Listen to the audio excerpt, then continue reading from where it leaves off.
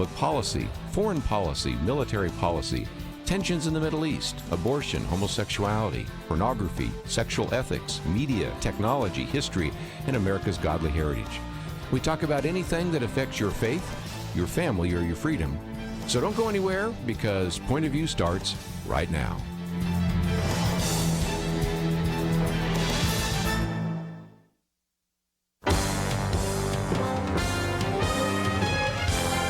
Across America, live, this is Point of View.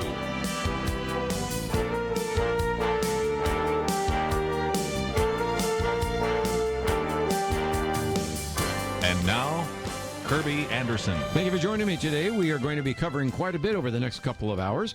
First of all, I do want to say just a few things about impeachment, because that's the first article we have posted on the website. That comes from USA Today. And also I have a couple of things from The Hill, which are important, and then something by Victor Davis Hanson. So we will spend a little bit of time talking about that, just getting you ready for what will be taking place tomorrow. Then at the bottom of the hour, Ivy Nichols will be with us, and we'll be talking about a couple of her articles. First of all, one that appeared in the November issue related to sexual trafficking, and then one coming out shortly on the subject of China. So we'll chat with her for a little bit as well, give you kind of an update on some of those articles, and it sort of connects up to some of the things we've talked about even yesterday on the subject of China. Then we're going to kind of convene a little bit of a round table in which we will have a number of millennials, and that will be Chelsey Youman, who will be with us, as well as Rachel Bovard. You might remember she was with us in studio when we had former Senator Jim DeMint and also former head of the Heritage Foundation, as we talked about the book Conservative, Knowing What to Keep. And so we'll get into those conversations for another hour. And then in the last hour, Chelsey will still stay with us, and Shane Pruitt will be with us. Thought we'd get into a couple of other topics related to everything from evangelism. Of course, we'll also be talking about this idea of socialism. Matter of fact, two of our articles today, Berlin Wall and socialism, and then my commentary yesterday on socialism are there. And somewhere along the line, of course, I might want to talk to Chelsey and Rachel about this latest decision, which again is another decision in our favor, having to do with a Christian T-shirt manufacturer. And that is something that at every level he has won. So it has been kind of intriguing, because even though you might say, well, he refused to print a T-shirt for a gay pride parade, yes, but in other cases, he's actually printed T-shirts for a lesbian musician. So it's not the issue of homosexuality, it's just the appropriateness of some things. And in the past, he's declined to print T-shirts that had a picture of Jesus on a bucket of chicken, and he's declined to print T-shirts promoting an adult film and a variety of other things. So this has a lot more to do with morality and really just even artistic expression.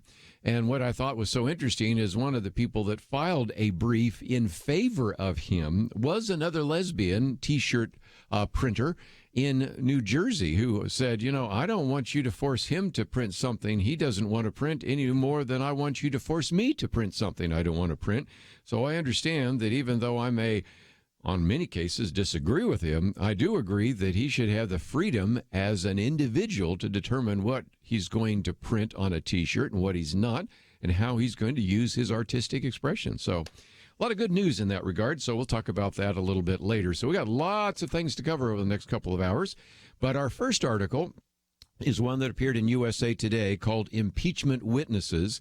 And it points out that Republican lawmakers stepped up pressure on Sunday to actually have the House Intelligence Committee, which will convene actual public hearings tomorrow, and you'll be able to watch them on television, headed by the chairman, Adam Schiff, to allow them to call the vice president's son, Hunter Biden, to testify in this impeachment inquiry, since that's part of the issue there.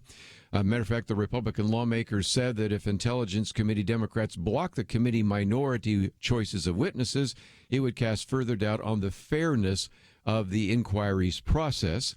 One of those individuals in particular was Senator Rand Paul, who yesterday and the day before has said the same thing that has been said on Sunday, also by the chairman of the Senate Judiciary Committee, and that is, if you cannot call Hunter Biden, who is the subject of this inquiry, and the whistleblower who brought it out, then, as Rand Paul said, this would be kind of a, not even really a trial, it would be a sham. So There are some markers being laid down both in the House and the Senate. But just before we take a break, let me real quickly summarize a couple of things. First of all, this comes from The Hill, which again is the record for the Capitol Hill. And it has the title, Democrats Sharpen Their Message on Impeachment. Now, if I were writing the article, I would say Democrats changed the meaning of words in order to suit themselves. But of course, you couldn't write that. But as part of the outreach, the decision has been made by the Democrats to get rid of this Latin phrase, quid pro quo, because it's a little bit opaque and it isn't maybe strong enough. So instead, they're going to use words like extortion and bribery. Now, I think we all know what extortion is, and even if you read with the most jaundiced viewpoint the transcript of what the president said when he was talking to the Ukrainian president, you could not come up with extortion. You certainly couldn't come up with the word bribery.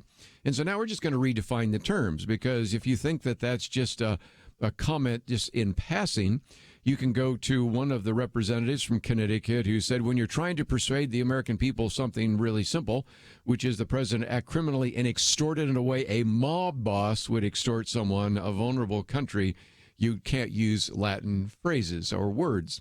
Another one, a representative from California said that, again, this is an example of an extortion scheme.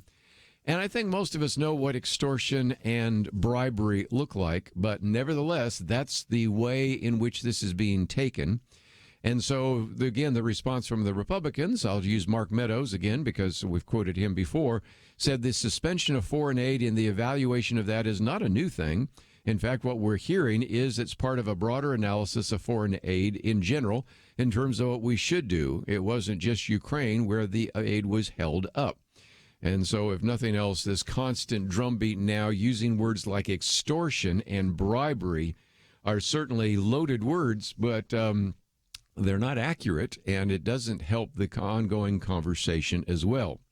One of the things we also see from The Hill, this is a different article by the Hill staff, that we now have a memo that was sent out by the Republicans. And if you want to summarize the 2 pages, it's pretty easily summarized in this paragraph. And that is, they plan to argue that, quote, President Zelensky and President Trump have both said there was no pressure on the call. The Ukrainian government was not aware of a hold on U.S. security assistance at the time of the July 25th call. And President Trump met with President Zelensky, and U.S. security assistance flowed to Ukraine in September of 2019, both of which occurred without Ukraine investigating President Trump's political rivals. So the point is that if this was quid pro quo, nobody on either side of the conversation really knew that it was. It didn't turn out to be that way. Aid flowed, and it flowed without there being an investigation. So you're looking for a crime, really hard to find it. And so when we come back, I thought just real quickly, don't want to take a lot of time, but Victor Davis Hanson, as he always does, has cut through a lot of the chase, a lot of the material, a lot of the confusion, some of the fog, and has 10 reasons why the impeachment is illegitimate. And it's really very well done. I mean, I don't know why someone else didn't publish something like this like a couple of weeks ago, because it really brings out some things that we've already mentioned on the air. He brings out a few other things I'd never even thought about. So we'll get to that in just a minute. And then we're going to have Ivy in studio. We'll talk about a couple of the latest Outlook articles that she has written, and gives you a chance to get to know a little bit more about what she's doing as not only a writer, but occasionally joining us around the round table and all the other activities she's involved with here at Point of View. Let's take a break, though. We'll talk about some of the reasons that Victor Davis Hanson says this impeachment is illegitimate, and we'll talk about that right after this.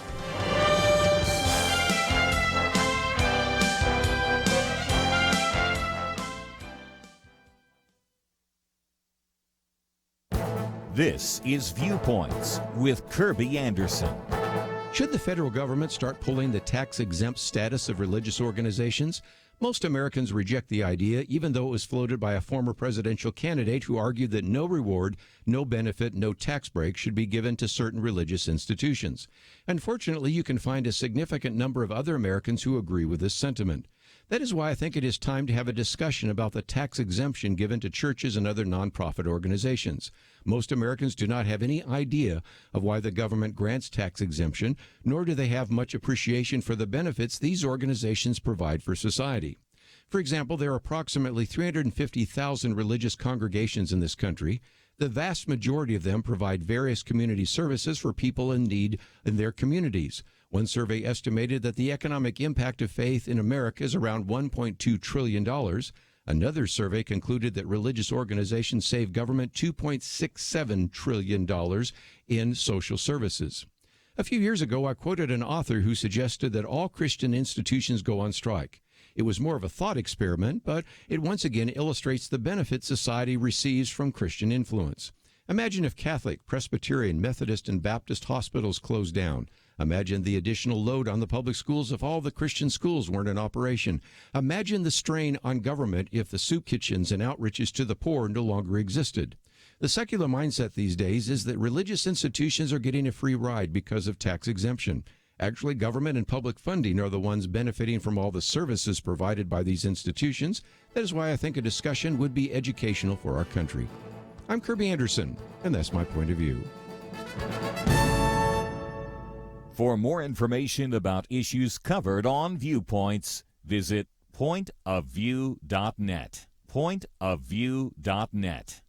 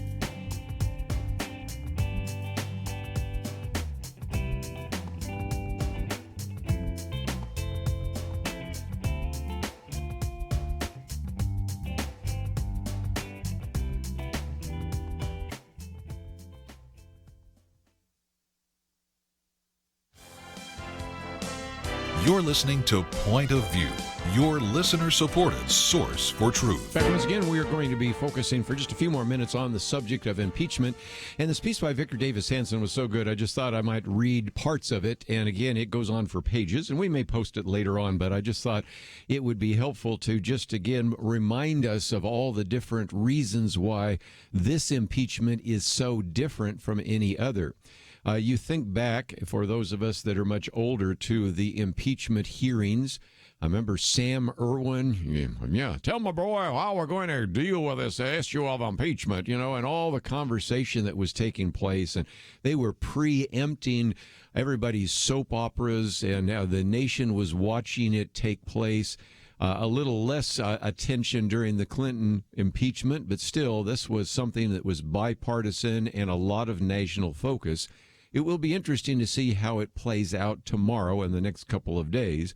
But the reality is that during some of those hearings, we heard things that we'd never heard before. John Dean certainly is one that I mentioned the other day in terms of Richard Nixon. And you mean there's actually recordings of this, and there are ways in which we can actually see what has been said and what the president knew and when he knew it and all those kinds of questions. I think what is going to unfold over the next couple of days is something that will be perhaps for a lot of Americans a bit of a snooze fest. But at the same time, as I've said before, people tend to see and hear what they want to hear. So people that are convinced that Donald Trump needs to be removed from office, well, then guess what? They're going to pick out something, cherry pick something to illustrate that point. And others that are convinced that this is much ado about nothing are going to say, see, after all these hours of testimony, nothing that even rises to that level. So in the midst of this, Victor Davis Hanson has 10 reasons, and I think I have just enough time to cover all 10 quickly. And the first one is impeachment 24/7. He says the impeachment inquiry supposedly prompted by the president's Ukrainian call, interestingly enough, is simply the most recent in a long series of coups that sought to overturn the 2016 election and thus preclude a 2020 re-election bid. The pattern gives away the game.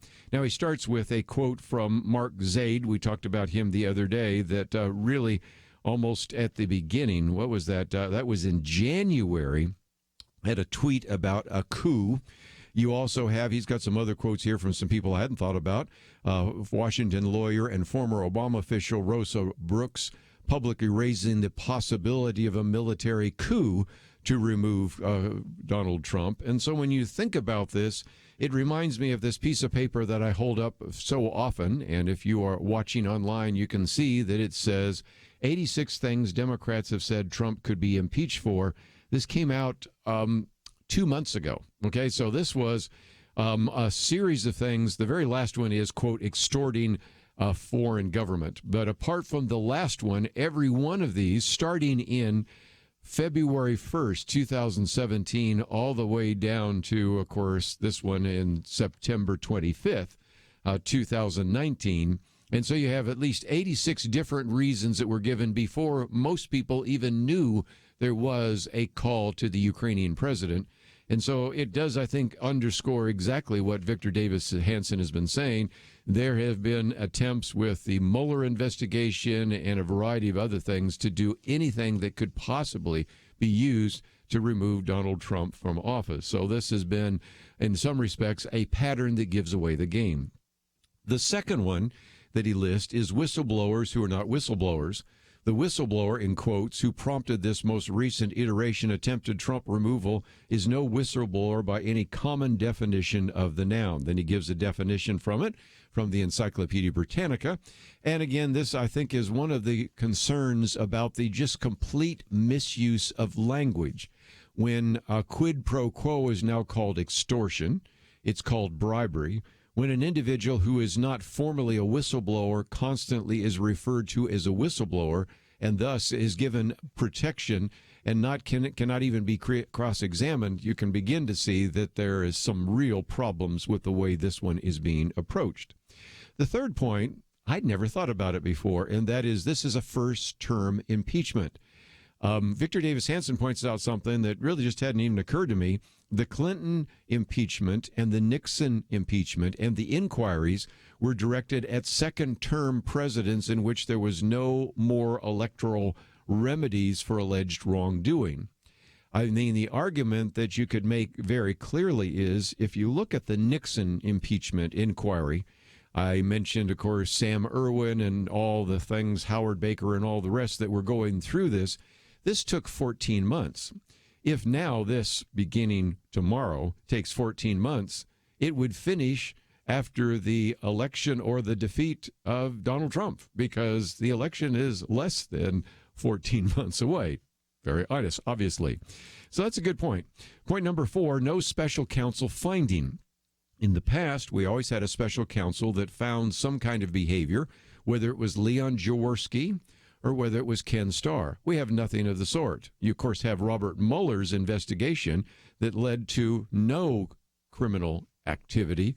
And so as a result, because that didn't justify this, there was this reach for the Ukrainian phone call. Number 5, no bipartisanship. We've talked about this before. There was broad bipartisan support for the Nixon impeachment inquiry, and there was even bipartisan support for the Clinton impeachment inquiry. There is none of that for the Schiff impeachment effort, because the only people that voted for it were Democrats, and not even all the Democrats voted for it. Number 6, impeachment without high crimes or misdemeanors. We'll, of course, talk about that in just a few minutes. We'll have some lawyers in the room here, and we'll get their comments again, but no real proof of an actual crime. And back to the point I've made before, if you have ever read through some of the notes of the Constitutional Convention, when it came time to talk about this idea of impeachment, they wanted, that is, the framers wanted it to be a very high bar, and it has been a very high bar. Until Richard Nixon, we'd only had one president impeached, and that one probably shouldn't have happened either. And so you really have to understand that this was not a vote of no confidence. This was for a person who was acting in a treasonous way that we could not allow that person to serve in office any longer. Number 7, he says, thought crimes. Even if there was a quid, there is no quo. I love that. Unlike the case of Obama administration, the Trump administration did supply arms to Ukraine, and the Ukrainians apparently did not investigate the Bidens. Unlike, of course, some of the things that were happening even in the Obama administration. Number 8, different standards of justice. There is now no standard of equality under the law. Instead, we're entering in a jurisprudence of junta politics. That is, anytime you want to remove somebody, you can use impeachment to do so, which leads to number 9, the Schiff factor. That is, Representative Adam Schiff is now the de facto chief impeachment prosecutor, and yet he points out the number of times that he has lied about one thing or another. And, of course, the comment that he and his staff had no prior contact with the whistleblower now can be demonstrated as false as well. And so finally, the precedent, and of course that's sort of implied in some of these last ones, the indiscriminate efforts to remove Trump over the past 3 years, when coupled with the latest impeachment gambit, have now set a precedent in which the out party can use impeachment as a tool to embarrass, threaten, leverage, or seek to remove a sitting president for political purposes in order to reverse a previous election. And so you can kind of see that this is very different. As a matter of fact, he says, at best, we have turned a uniquely constitutional republic into a European parliamentary system in which heads of states can be removed from power without national elections. At worst, we're now in the rank of a banana republic in which coups are an accepted model of political opposition. And so he concludes by saying, we are witnessing constitutional government dissipating before our very eyes. So again, 10 reasons why impeachment is illegitimate, but of course we'll have a chance to watch it with our own eyes tomorrow, and it will be most interesting. We won't do a lot of coverage each day, but we'll try to give you a summary. But it will be interesting to see how many times proposals put forward by the minority party, which would be the Republicans, will even be accepted, how many opportunities Republicans will be able to cross-examine the witnesses. And some people have even said that their first couple of questions should be, number 1, do you understand a definition of perjury?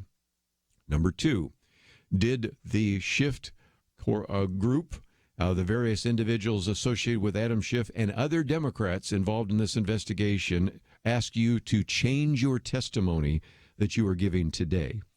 That would be an interesting set of questions, because there is some suggestion that maybe some of that has taken place. And whereas before words and phrases like quid pro quo might have been used, watch for the number of times now that words like bribery and extortion get used. And you can see how there's an attempt to, in a sense, redefine terms and try to make things worse than maybe they really are. Let's take a break. Ivy Nichols will be in here. We're going to spend some time talking about some of these articles and outlook, and we'll be back right after this. We live in a digital generation. Point of View is reaching this often overly plugged-in generation with truth. You can keep up with us 24 hours a day using your phone, your tablet, your laptop, or your desktop. Search for the Point of View radio talk show on Facebook, where you can keep up with today's issues, learn about current and upcoming guests by liking us on Facebook. Also, follow us on Twitter. Our handle is @PointOfViewRTS. That stands for Point of View Radio Talk Show. Learn, interact, make a difference with Point of View using new media. And here's one way you can make a big difference. Help us increase our reach by spreading the word among your friends. Share a Facebook post.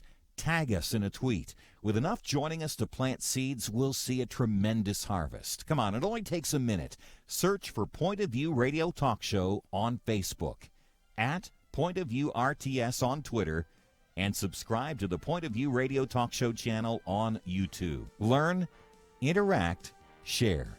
The Point of View Radio Talk Show. Point of View will continue after this.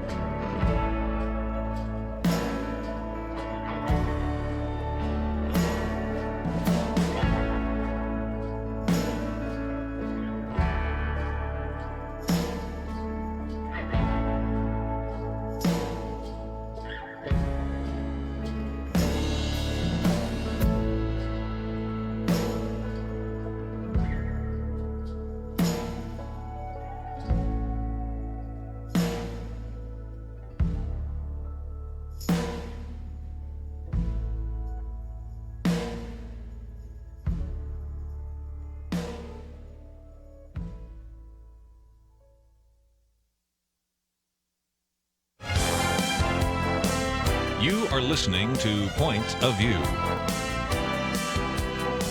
The opinions expressed on Point of View do not necessarily reflect the views of the management or staff of this station. And now, here again is Kerby Anderson. If you received the Outlook magazine, we have been sending those out, of course, on a monthly basis. And the November issue deals with the issue of the truth about human trafficking, the new slavery. And again, I want to spend a little bit of time talking with Ivy Nichols about her article, but all the other articles in there as well.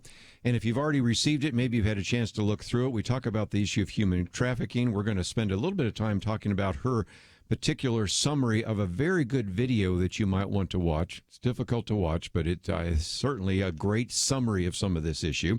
Also have one by Noel Boucher, 3 Ways Porn and Sex Trafficking Are Linked, and we certainly have appreciated his good work there. And then Kerby Anderson has a piece there as well on sex trafficking. So quite a number of issues there. Ivy Nichols, of course, is on staff here at Point of View as a graduate of Howard Payne, and as an individual that has written a lot of the Outlook magazine articles in the last couple of months, because we're going to talk about one for next month that's already coming out as well, and an individual that really is interested in the political scene. So tell us, Ivy, for just a few minutes about this nefarious merchant of souls, because this is something that you kind of summarize, but it's really a great video to help us understand the extent of sexual trafficking. Nefarious Merchant of Souls is a documentary put out by Exodus Cry, which is a Christian organization that tries to do things to help stop sex trafficking. It's really an excellent movie. It's about a couple hours long, and it deals with this topic all around the world, from like Thailand and Cambodia to Moldova and other countries like that, to in Amsterdam and even in the U.S. I think sometimes we think that it's a problem because we don't see it, and it's such a horrendous thing that we don't want to think about it, that we just think it's not happening. But the reality is there are people like even now being kidnapped and sold into this, and even little girls, 7 years old and up. And it's really sad. It's something to be aware about. I've had some people say it's just terrible that we had slavery in our past. And I said, what do you mean in the past? We have slavery right now. And they always go, what? We have slavery now? And of course, that's why we wrote this. And you talk about people not thinking about this. Many years ago, it's probably decades now, I guess I hate to admit, but former member of Congress, Linda Smith, was the first person I think we ever had on this program. And that was 3 studios since we are in here. So that goes back a long time. When we started talking about that, Ivy, I literally had people calling when she was on the program or afterwards saying, this can't be happening, because if it was happening, I would know about it. And remember one time we talked about how sometimes there would be individuals at sporting events, Super Bowls, things like that, try to contact that. And they say, again, if this was happening, I would know about that. And then, of course, a few years later, the secular press began to cover that. But that's been part of the problem. It's taken a while for us to admit that, first of all, sexual trafficking exists. It's been even harder for even Americans to recognize that it happens even in this country. And I think this video does a good job of helping us understand the vast range of that, from people that literally have a gun pointed to their head saying, you will do this or you will die, to those who, because of economic realities, say in some of the Southeast Asian countries, in a sense, quote, have no other choice. And so this really, I think, covers the landscape very well, don't you think? I definitely do. And I think that it's amazing that that even happens here, because we see prostitutes, on the street corners here, although in a lot of places it's not legal. And I think sometimes we just look at them and think like, oh, that's kind of a trashy lifestyle choice, but it's a free country. But the reality is that ladies don't choose that when they have other better options. Yeah. I mean, maybe a couple of times, but almost never. And whether it's caused by abuse in their family in the past, which Nefarious Merchant of Souls talks about, that kind of conditions them for that, or just running away from an abusive family and having no other way to support themselves. It's not a choice that's made amongst other good options. It's a choice that's made when you have no good options. And again, back to that idea that I mentioned just a minute ago, you talk about in Cambodia, about 80 to 90% of the families are selling their little girls for sex. And that is not where they're being forced to do so, but sometimes when the economic realities are such they can't do anything else. And so you certainly take us from that, where there is an economic demand, to where there maybe is freedom, because you take us to Sweden and the Netherlands and places like that. But in every single case, this issue of sexual trafficking is something that really needs to be addressed. And I, again, will challenge people to think about too many other places where they get news and information that they hear about it other than in a place like here at Point of View. Right. So let's, if we can, get into maybe some things we can watch. One of the articles by Noel Boucher I thought was interesting, the connection between porn and sex trafficking. You know, the argument is, as well, this is sex trade, it's a victimless crime. Well, first of all, I'm not sure, ask that of the women that are being abused. But more importantly, if I'm watching pornography, that's certainly a victimless crime. It really isn't, is it? No, it's definitely not. Sometimes I think we don't realize that something like that could be connected with force on the other end as well. And it seems to me that when we're talking about this video, this is something that I'm not sure you'd want to show at your church. But I do think that as we've got some information here, this might be a good way to at least have a clip or something like that. And in your article, you do have a link to Exodus Cry, which is exoduscry.com. Mm-hmm. And so that way you could maybe at least watch the trailer and figure out if that was something that you could use. But I do think it's about time to kind of educate some individuals. And another thought that I had, and that maybe gets into the article that Katherine Anderson has written, we should be paying attention to red flags. We should ask people in law enforcement to really pay attention to what is happening and to really fight sex trafficking. But it's back to the old idea of terrorism. If you see something, say something, right? And there Exactly. are some various red flags that she has mentioned that we should pay attention to, right? Yeah, exactly. And I was just talking to Kerby before the show started and mentioning that I know I have guy friends that sometimes say that they're not aware of how careful ladies have to be. But as a young lady, especially as one that's not super large and muscular built, when we go to a gas station at night, you park at a pump that's away from other people. If you see, youngish, middle-aged, strong guys that look slightly sketchy, you don't park in the pump next to them. Sometimes it even means carrying pepper spray, and it's definitely not an effort to stereotype people, but it's just safety that as a young lady, since people are even being kidnapped here in Texas and being sold, we need to be careful that we don't ever fall victim to that.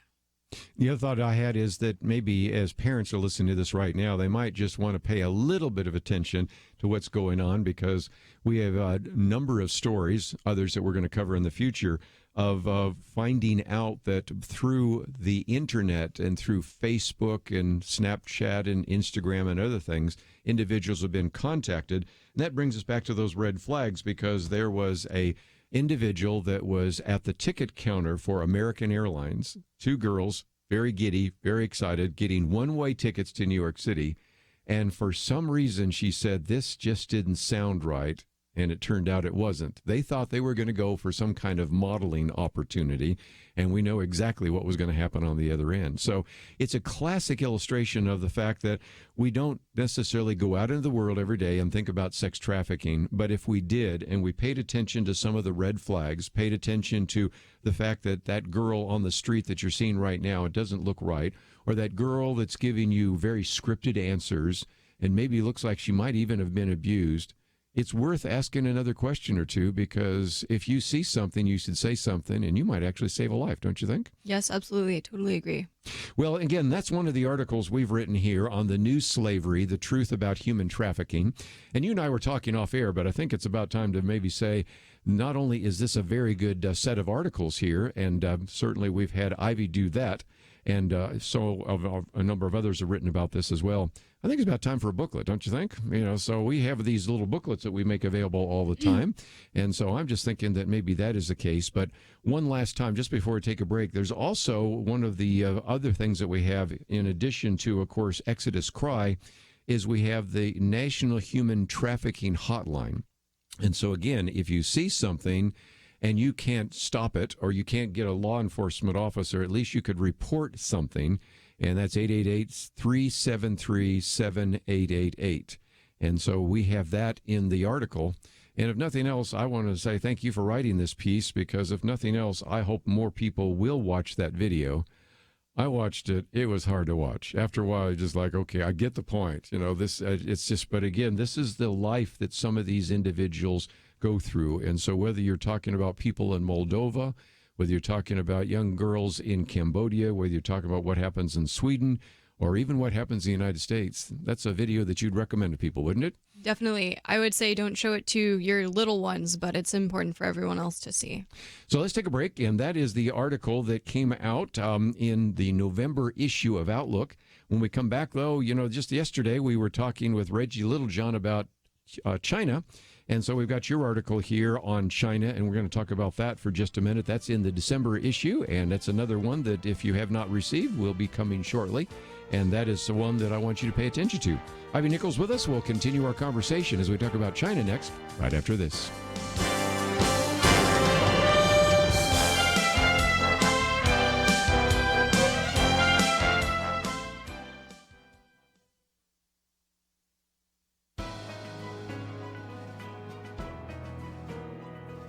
Welcome to the First Liberty Briefing. I'm Jeremy Dice. Some months ago on the First Liberty Briefing, I introduced you to Jeremy and Christy Morris. Located in northern Idaho, the Morrises have been embroiled in a lawsuit with their homeowners association over their annual Christmas display.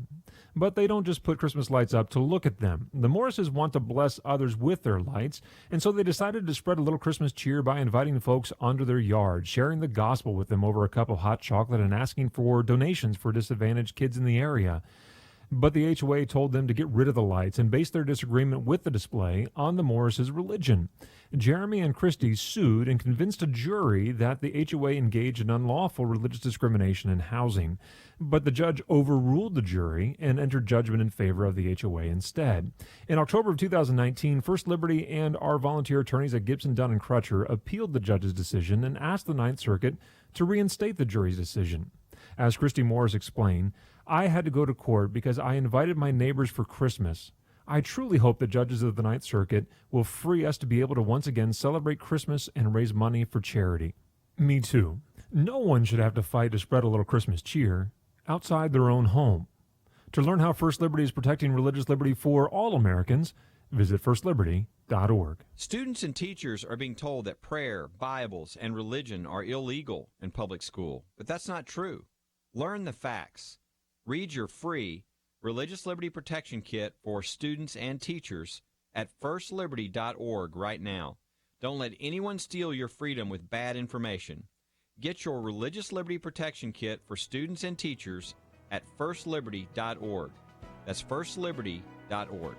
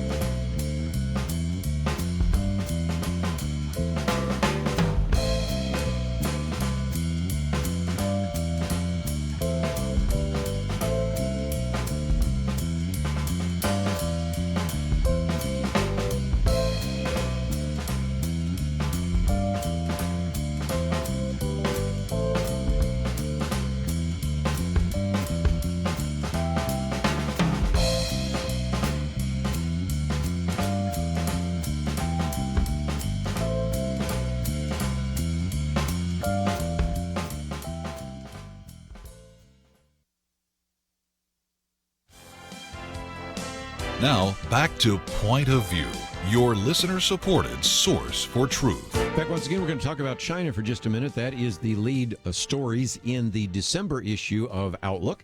We're going to be looking at one of the articles that Ivy Nichols has written in just a minute. But let me bring you back to our conversation we had yesterday with Reggie Littlejohn. It was on at a different hour, so maybe you didn't have a chance to hear.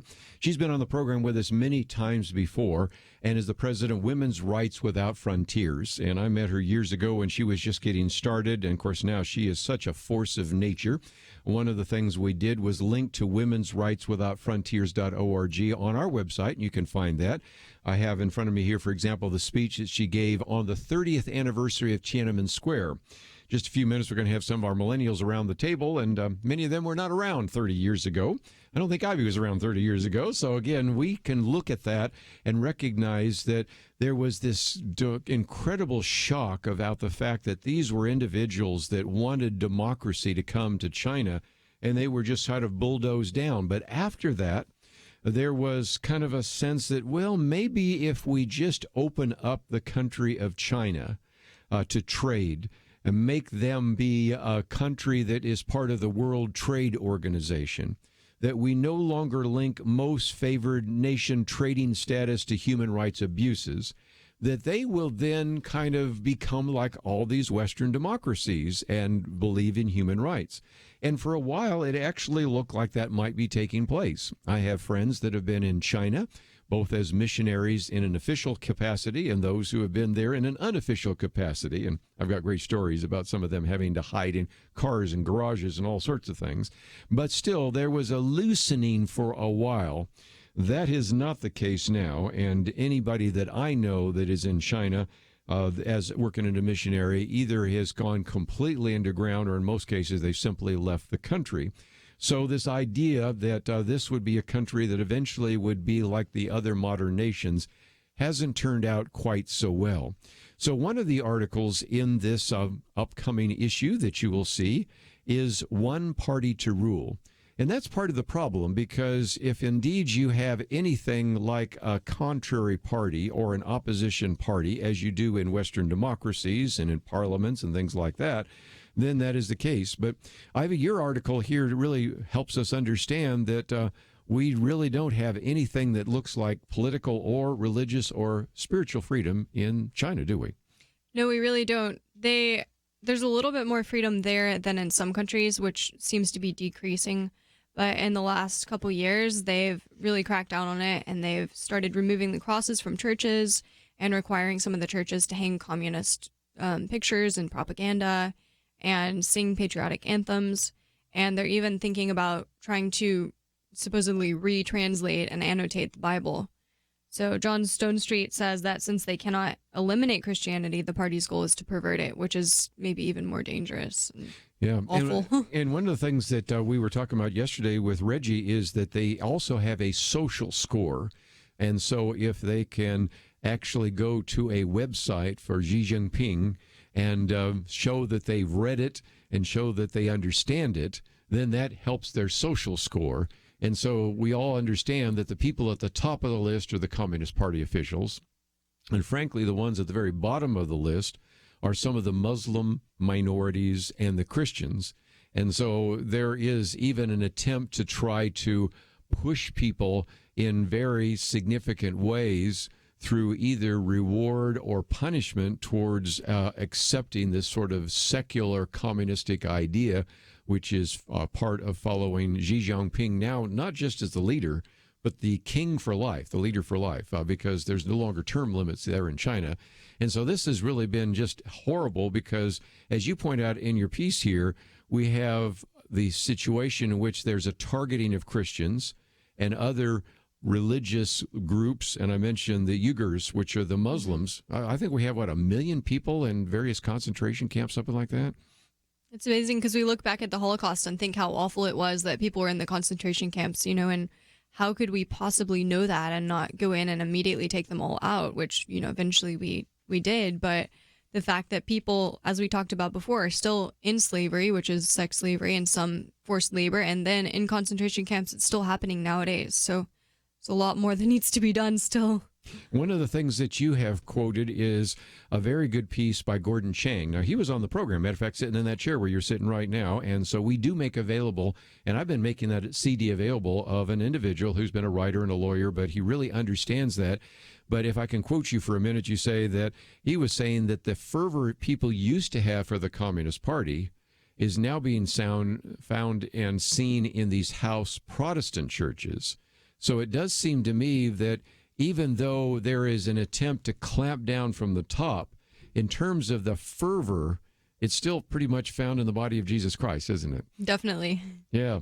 So I think what we're dealing with right now is the possibility that even though they're trying to squelch what is happening in Christianity, you also quote there open doors, because if nothing else, even in the midst of the persecution, the Church of Jesus Christ still seems to be growing, doesn't it? It seems like historically it grows even more in the face of persecution, which is what we're seeing in China for the past several years and still today. And one of the things that Open Doors has pointed out is that it still is a country where there's a great deal of persecution. Number one on the list, of course, is now North Korea. Then you work your way down through some of the Muslim countries down to, surprisingly, India, which is number 10 on the list. And then, of course, you get to China. And so this is, I think, an action item that I would suggest. First of all, our listeners certainly should pray for the believers in China, don't you think? Because if we're praying for them, it's interesting because when we say, well, let's pray that they not get persecution. When I run to some of these Chinese Christians, I say, don't pray that we won't be persecuted. Pray that we will stand in the midst of that persecution. Isn't that powerful? Mm-hmm. And so there is a good argument there to be praying for them. But also in some of the other articles here, we also get into, are there pressures that we can bring? And one of those has been the trade wars, which, by the way, haven't been necessarily always positive for American farmers and things like that. But I did notice the other day that China said, we're going to back off on some of these tariffs. So it still seems to me that maybe in the future, if we can find ways to get business into there and try to get free market ideas in there, Xi Jinping won't always be in office. Maybe there will eventually be a time in which we'll see even a greater revival in China. But those of us that are old enough remember that when Mao Zedong basically closed down China, we wondered what would happen to the church in China. And then when it opened back up, we found out there were millions more Christians. And perhaps I think we're getting to the point now where there are probably more Christians in China than there are in the United States. So if nothing else, that's another reason why we wrote this article on China. And again, yours is, again, talking about just the importance of what is happening there and the need for us to pray for our believers there, right? Yes. Okay. Well, thank you for being here today. We're going to, in just a few minutes, get into a conversation with Rachel Bovard. You might remember her if you were listening a while back when we had former Senator Jim DeMint in studio talking about the book Conservative, Knowing What to Keep. We'll also have Chelsey Youman with us as well. She's been on the program with us many times before. Used to be with First Liberty, but now is with the very important organization called Human Coalition. And so we'll be talking about some of those issues. We'll get into the impeachment issue. We'll get into the issue of socialism. And why is it young people today tend to accept socialism? Not Ivy, but some of the others around here. And then most importantly, maybe we'll get into one of the religious liberty issues, because I know that's still something very significant to Chelsey, and we have an article that is posted there on religious liberty and T-shirts. So if you want to find some of those articles, go to the website pointofview.net. And at the same time, I hope that you will also click on that button that says donate, because after all, we are dependent upon your financial gifts to bring this program to you. And if you would like to actually join the Truth Team, you can click on that button that says join the team and join us as well. So let's take a break. We're going to spend some time talking about what is happening with impeachment. Why is it so many young people are still believing in socialism, and maybe a few successes in this area of religious liberty? All that coming up right after this.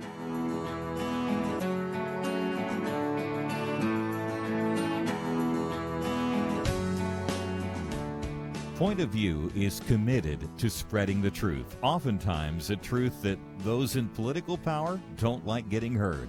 But the only way it can be heard is if our team stands strong together, if you do what you can to support the Point of View Truth Team. It's having an impact, as we heard recently from U.S. Representative Louis Gohmert. Everywhere I go, I hear people that you have influenced, that Point of View has affected.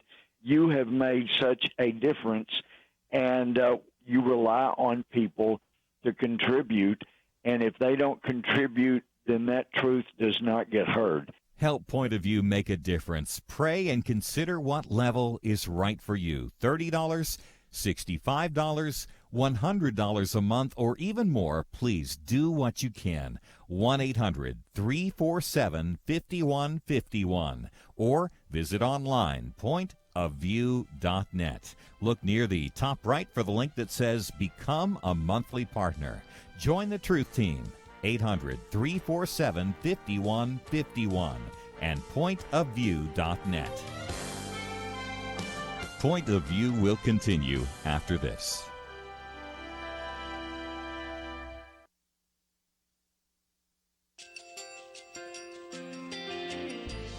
I just want to thank you so much for all the wonderful programming you have. You're just absolutely fantastic. I recently started listening to Point of View, and I really found it interesting because of the different subjects you cover. Thank you for that. I really appreciate everything that you do in keeping us informed. Thank you, Kerby, for everything that you have been doing. I appreciate all the work that you're doing, advocating for the Word of God. Thank you so much.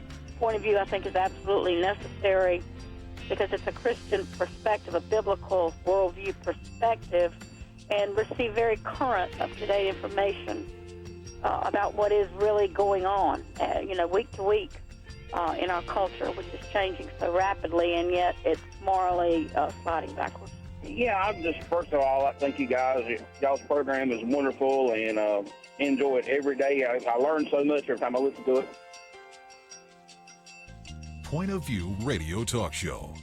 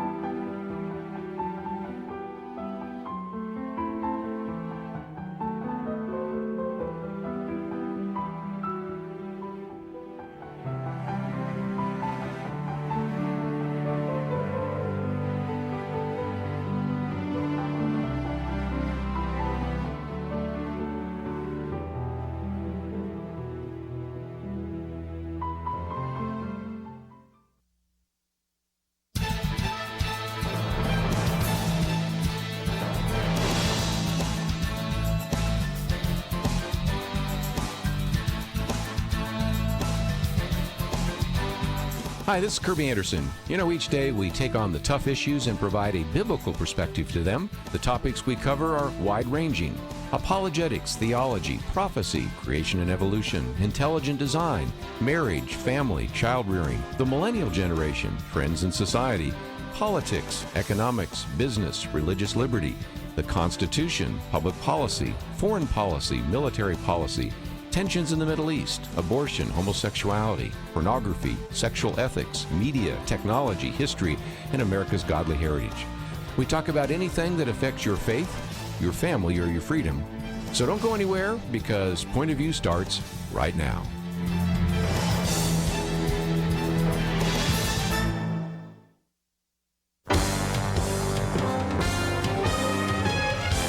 Across America, live. This is Point of View.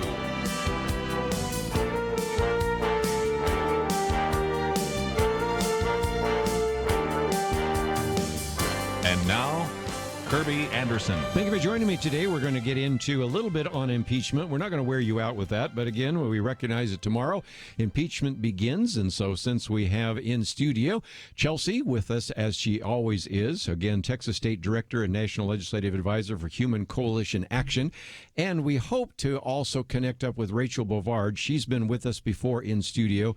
She and former Senator Jim DeMint wrote a very good book on conservative knowing what to keep, and at the moment we haven't connected up with her, but if we do, then we'll have two very smart women helping us understand some of these issues involved. But we'll talk a little bit about impeachment. Then on the issue of socialism, last week we had David Limbaugh in studio, and he was actually talking about his new book. And it's amazing that almost 3 chapters in his book dealt with socialism, because the younger you are, the more likely you are to accept socialism over capitalism. The younger you are, the more likely you are to vote for a socialist president. And we have a few individuals that certainly either call themselves socialists, Bernie Sanders, or basically hold to socialist ideas like Elizabeth Warren. So I want to get into some of those conversations. But Chelsey, first of all, our first article today was impeachment witnesses. And I know you haven't necessarily been digging deeply into the impeachment, but you probably have heard this, that the Republicans are saying, okay, if we're going to have public testimony starting tomorrow, can't we at least call the son of the former Vice President Hunter Biden, since after all he's the reason for the Ukrainian phone call in the first place? And second of all, couldn't we also call the whistleblower? And so even more recently, you have Ron Paul saying that if you can't call Hunter Biden, you can't call the whistleblower. It's sort of a sham. That's not really a trial. And you even have the chairman of the Senate Judiciary Committee, Lindsey Graham, saying if they send these articles of impeachment over from the House without having ever interviewed Hunter Biden or the whistleblower, then I'm not sure what we have any action items, because then it wasn't even a complete investigation. What's your thoughts about that? Right. Well, I think that this can get so convoluted with both sides pointing the finger at each other. Both sides are arguably biased, right? And they want to see victory, right? And so it can be so hard to really navigate this terrain. And so I always get back to basic principles and rules of the road that no matter what party is in charge are rules of fairness and fair play. And those are the rules of evidence. And I won't bore our listeners with too many details on that, but we have a due process right, a right to a trial, and a fair trial at that, the right to cross-examine witnesses. There are rules of evidence that are fair for all reasons, and that is that we can get to the bottom of truth. And that's the real goal of all of this, right? And so a few things I wanted to point out is you have a right to cross-examine a witness so that you can get to the bottom of truth. And so to the extent that they have a witness who is obviously the linchpin for this entire thing, they can seal documents, have closed hearings. There's a whole host of ways that they can make sure that this individual gets to remain safe and anonymous, but also allow the rules of evidence to rule and be fair. One of those rules of evidence is a rule against hearsay. So one of the interesting things I thought in this article you posted, Kerby, is that the only reason this whistleblower knows what they know is because somebody told them about a conversation they had. And that's hearsay 101. And in a real court of law, that wouldn't even be allowed to be admissible. I mean, they're largely hearsay is largely discredits a witness. And so I am a little surprised that they said they have this corroborating evidence and maybe more direct evidence. They need to bring that in. I mean, they have a duty to have a fair trial here if that's what they're actually interested in, right? Now, in addition, though, when it comes to actually questioning Hunter Biden on his relationship, I do wonder if that's as relevant to the central impeachment hearing, because Trump could have done something, President Trump could have done something that was an abuse of power, unsavory, or even illegal, regardless, completely irrelevant of whether Biden's son was in trouble. And so I'm not sure that that's very relevant, but Kerby, I'd love to hear your thoughts on that and hope that maybe you can lead me if I'm astray. No, but I do believe that it's quite possible that they could say it isn't relevant in terms of the impeachment inquiry, but it is relevant in terms of whether or not there was even a justification for raising the question. So That's true. I think this is one where the burden of proof would be on the Republicans to make a case for why that would make a sense. And again, I'm willing to listen to that. And I might just mention that when you're talking about the idea of cross-examine, there's a biblical principle to that, and it's in Proverbs 18, verse 17. The testimony of a man seems right until another person can cross-examine him, Yes. which is right there. So this idea of cross-examine, due process, it's found in the scriptures and it's found in the Constitution. And by the way, speaking of the Constitution, we now have been able to connect up with Rachel Bovard, who is an individual that serves as the policy director of the Conservative Partnership Institute. She and former Senator Jim DeMint were in studio with us a while back when we talked about the book Conservative, Knowing What to Keep. So Rachel, thank you for joining us today. Do we have Rachel? Hello, Rachel. Hi there. Thanks for having me. Yes. Well, first of all, we would like to get your thoughts as well, but let me put something else on the table, and that is this comes from The Hill, which is kind of the record for Capitol Hill, in which the Democrats, Chelsey and Rachel, are now saying maybe we need to change the terms that we've been using because quid pro quo, well, that's a Latin term. It's a little bit obscure.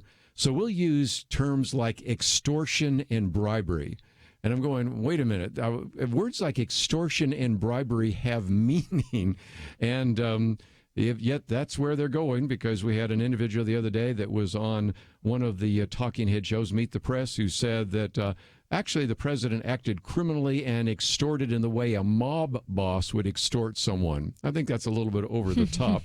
Rachel, what are your thoughts about? Because now there's no longer talk about quid pro quo, but when we hear some of the comments being made tomorrow on television, we're going to hear words like extortion and bribery. I think it's a little more extreme. What are your thoughts?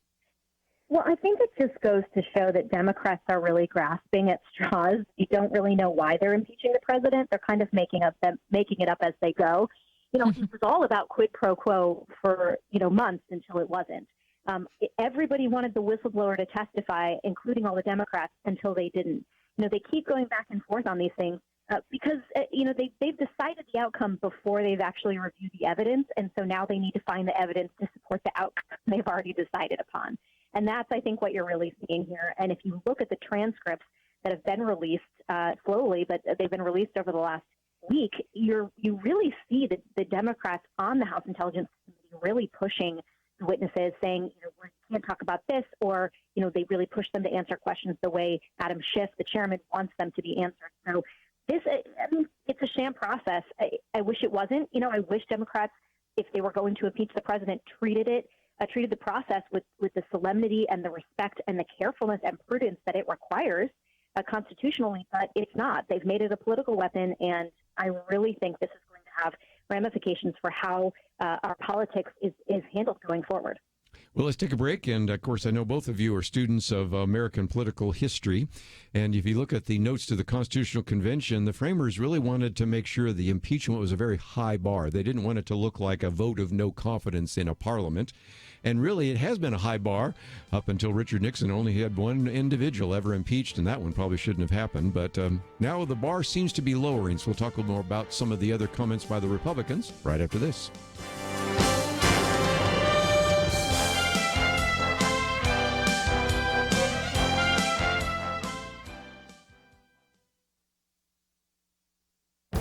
This is Viewpoints with Kerby Anderson.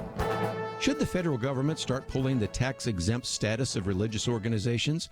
Most Americans reject the idea, even though it was floated by a former presidential candidate who argued that no reward, no benefit, no tax break should be given to certain religious institutions. Unfortunately, you can find a significant number of other Americans who agree with this sentiment. That is why I think it is time to have a discussion about the tax exemption given to churches and other nonprofit organizations. Most Americans do not have any idea of why the government grants tax exemption, nor do they have much appreciation for the benefits these organizations provide for society. For example, there are approximately 350,000 religious congregations in this country.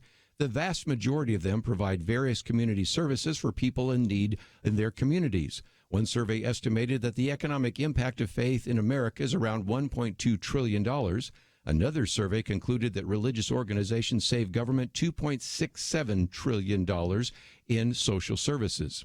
A few years ago, I quoted an author who suggested that all Christian institutions go on strike.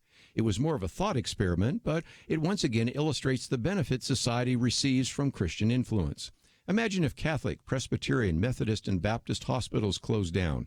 Imagine the additional load on the public schools if all the Christian schools weren't in operation. Imagine the strain on government if the soup kitchens and outreaches to the poor no longer existed. The secular mindset these days is that religious institutions are getting a free ride because of tax exemption. Actually, government and public funding are the ones benefiting from all the services provided by these institutions. That is why I think a discussion would be educational for our country. I'm Kerby Anderson, and that's my point of view. For more information about issues covered on Viewpoints, visit pointofview.net. Pointofview.net.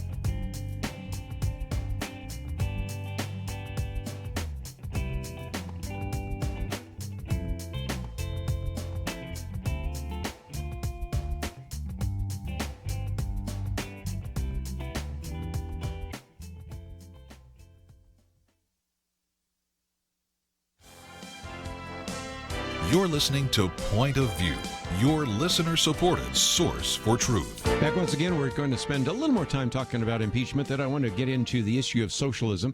We had, as I mentioned before, David Limbaugh on last week, and his book focused on something that even my most recent commentary was, and that is the whole issue of the younger you are, the more likely you are to accept socialism. So I want to get into that because it's not only relevant in terms of the younger generation, it's also relevant into the whether or not we will elect a socialist as president this time or maybe 4 years from now. But just for another few minutes on the impeachment, this also comes from The Hill, a memo that has been sent out by the Republicans, which argue that, quote, President Zelensky and President Trump have both said there was no pressure on the call. The Ukrainian government was not aware of a hold on U.S. security assistance at the time of the July 25th call. And President Trump met with President Zelensky, and U.S. security assistance flowed to Ukraine in September 2019, both of which occurred without Ukraine investigating President Trump's political rivals. So the argument that is being made is it was a quid pro quo, and presidents don't do that. And this is where I want to say, where are all the presidential historians?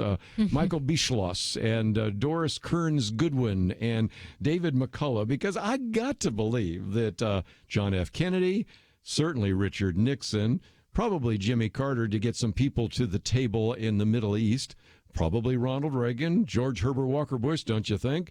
Certainly Bill Clinton, George W. Bush, Barack Obama, and others have used various attempts. Matter of fact, two political candidates right now, Chelsey, have said that if they were elected president, they would actually withhold aid from Israel until they changed their attitude towards Gaza. I'm thinking that sounds like quid pro quo. So first of all, hasn't this probably been done before, even if you believe that it's happened? And I'm not sure, looking at the transcript, it's happened. What are your thoughts? Right. I mean, there's such a subjective interpretation to, especially about this particular conversation. Typically, at least in the state of Texas, there is not actually a crime of quid pro quo. There's a crime of bribery. Yes. And it has to be the exchange of something of monetary value for something else. And so you have to be personally enriched from it. And so there's actually legal standards here for a reason. I am not an expert on the executive version of that, of bribery, but at the end of the day, it doesn't sound like there's a huge leg to stand on, especially in light of the fact that aid went out. I would think that's a very big defense to the argument that they weren't getting aid unless they contribute this investigation. Now, do I have any doubt that President Trump Was that a bad phone call? Oh, let's all say that was a bad phone call. Yeah. Exactly. Was that really is the smartest thing to do? No. Okay, yeah, and you do want to err on the side of caution when it comes to things like the accusation of abuse of power, things like that. But the bigger picture concern here is we don't want to have a discredited Congress. We don't want to have discredited, unbelievable Democrat majority. And at this phase, I think that's what we're headed towards. You have this great article there, and I can't remember what the number is. It says how many times? It 86. Says 86 things that Democrats have said Trump could be impeached for. I mean, when the laundry list gets that long, before people were just hearing about Ukraine. Right. So. If everything's impeachment, then nothing's impeachment, right? And the American people, it's going to be really hard for there to be a believable scenario. And I think that this does not bode well for the Democrats. Rachel, let me come to you for just a minute. I'll hold it up in case people who are watching online. But this came out months ago. 86 things Democrats have said Trump could be impeached for, going all the way back to February. Of course, you also have Mark Zaid, who actually in January was talking about a coup. And you can go down 86 of those before you get into anything that's called coercing a foreign government. So we've been hearing about this for some time, and more recently, Victor Davis Hanson posted a piece saying that the impeachment inquiry has been going on for such a long time that the pattern gives away the game. What are your thoughts? Yeah, I think this is exactly right. They've been trying to impeach this guy since he was inaugurated, and they've just found the most recent reason, and that's again why the terms keep changing. First, it was quid pro quo. Now it's extortion and bribery. Next week it's going to be chewing gum in class. They can't seem to make up their minds. But I think to the point about quid pro quo, what I don't think, rightly so, that maybe people don't understand outside of Washington is that quid pro quo is literally how our foreign policy is done across the globe. Money is what we have as leverage, and our aid is used in this way constantly. The same month that Trump held up the aid to Ukraine, he also held up aid to the Northern Triangle countries to get them to play ball in immigration. There's a video circulating of Joe Biden when he was vice president saying, hey, I'm going to withhold $1 billion in aid from Ukraine unless they fire the prosecutor who was deemed corrupt, which they then did to get the money. So this is kind of how the process works. Now, the Democrats will say, well, you can't, request an investigation on a political rival, holding up aid. That is a central question. But to the point that was made, Ukraine got the aid without doing any of that investigating work. So I can see why Democrats have now changed their story on quid pro quo, because it's not holding up. Let me, if I can also, since I'm the old guy around the table and both of you are younger, remember back to the Richard Nixon investigation. And first of all, there was a special counsel, Leon Jaworski. Or we can go to one that maybe you're a little more familiar with. Since you are younger, you might remember Ken Starr's investigation and Bill Clinton. This time you had Robert Mueller, but nothing actually came of that. The other is, again, as the old guy around the table, I remember there was really broad bipartisan support of the Nixon impeachment inquiry. Mm-hmm. There was at least some bipartisan support of the Clinton impeachment inquiry. I looked at the vote the other day, Chelsey, and I didn't see one Republican that voted for it. And I even saw a couple of Democrats that didn't vote for it. That doesn't look quite the same as what we've seen in the past. It doesn't. I will add one thing that I did read up on the Nixon impeachment scandal, and it took, I think, around 18 months to have that bipartisan support for the impeachment. But the reason for that was that Nixon came out to be a known liar, and he lied to the American public. And it was once that was discovered, and it was very publicly done and very obvious. It wasn't a subjective analysis like we're seeing here. The Republicans were very disenchanted with that, and at that point, he was discredited. And so I don't see that we're getting that. I think all the cards are kind of on the table right now. I don't know Hard to find if there's some huge secret that's about to be revealed. But due process hopefully will have a fair shake and run its course, and we can move on as a country. He was kind of riveted because back then it was real riveting because you had Sam Ervin.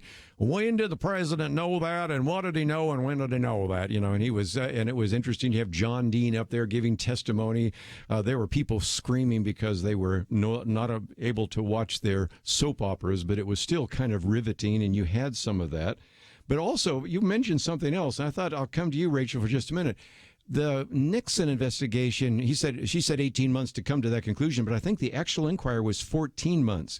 If Adam Schiff has an inquiry that takes 14 months, that then comes out after the election, right? Mm-hmm. I mean, that's another thing that Victor Davis Hanson points out, that this would be a first-term impeachment. Both the Nixon and Clinton inquiries were directed at second-term presidents in which there was no more electoral remedies for wrongdoing. So I don't know how long this thing lasts, but if you even do get a vote in the House Judiciary Committee, then it still has to have articles of impeachment that are voted on the House. I don't see any of that getting voted on before 2020, if at all. What are your thoughts?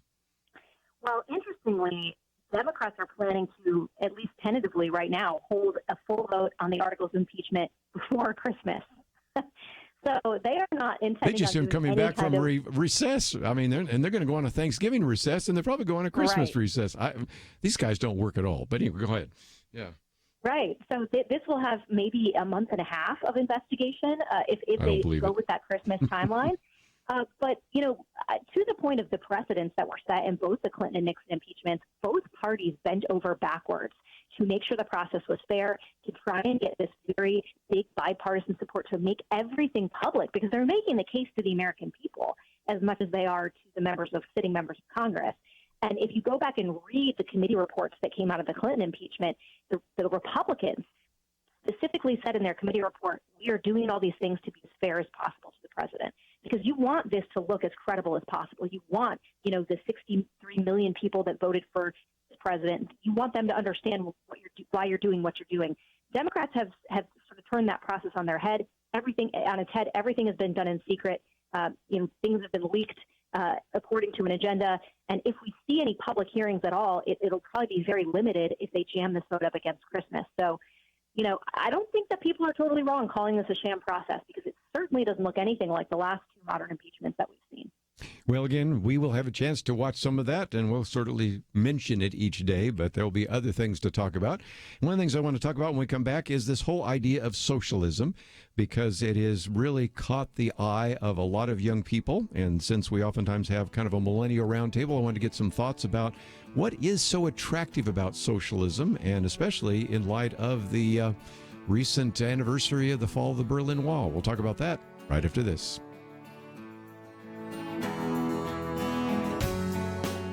We live in a digital generation. Point of View is reaching this often overly plugged-in generation with truth. You can keep up with us 24 hours a day using your phone, your tablet, your laptop, or your desktop. Search for the Point of View Radio Talk Show on Facebook, where you can keep up with today's issues, learn about current and upcoming guests by liking us on Facebook. Also, follow us on Twitter. Our handle is @Point of View RTS. That stands for Point of View Radio Talk Show. Learn, interact, make a difference with Point of View using new media. And here's one way you can make a big difference. Help us increase our reach by spreading the word among your friends. Share a Facebook post. Tag us in a tweet. With enough joining us to plant seeds, we'll see a tremendous harvest. Come on, it only takes a minute. Search for Point of View Radio Talk Show on Facebook, @Point of View RTS on Twitter, and subscribe to the Point of View Radio Talk Show channel on YouTube. Learn, interact, share. The Point of View Radio Talk Show. Point of View will continue after this.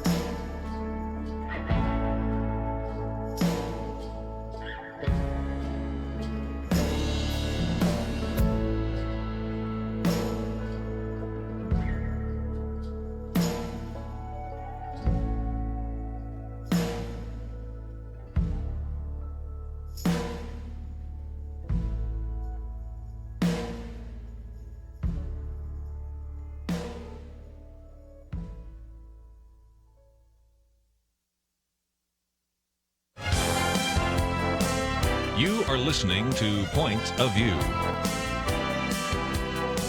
The opinions expressed on Point of View do not necessarily reflect the views of the management or staff of this station.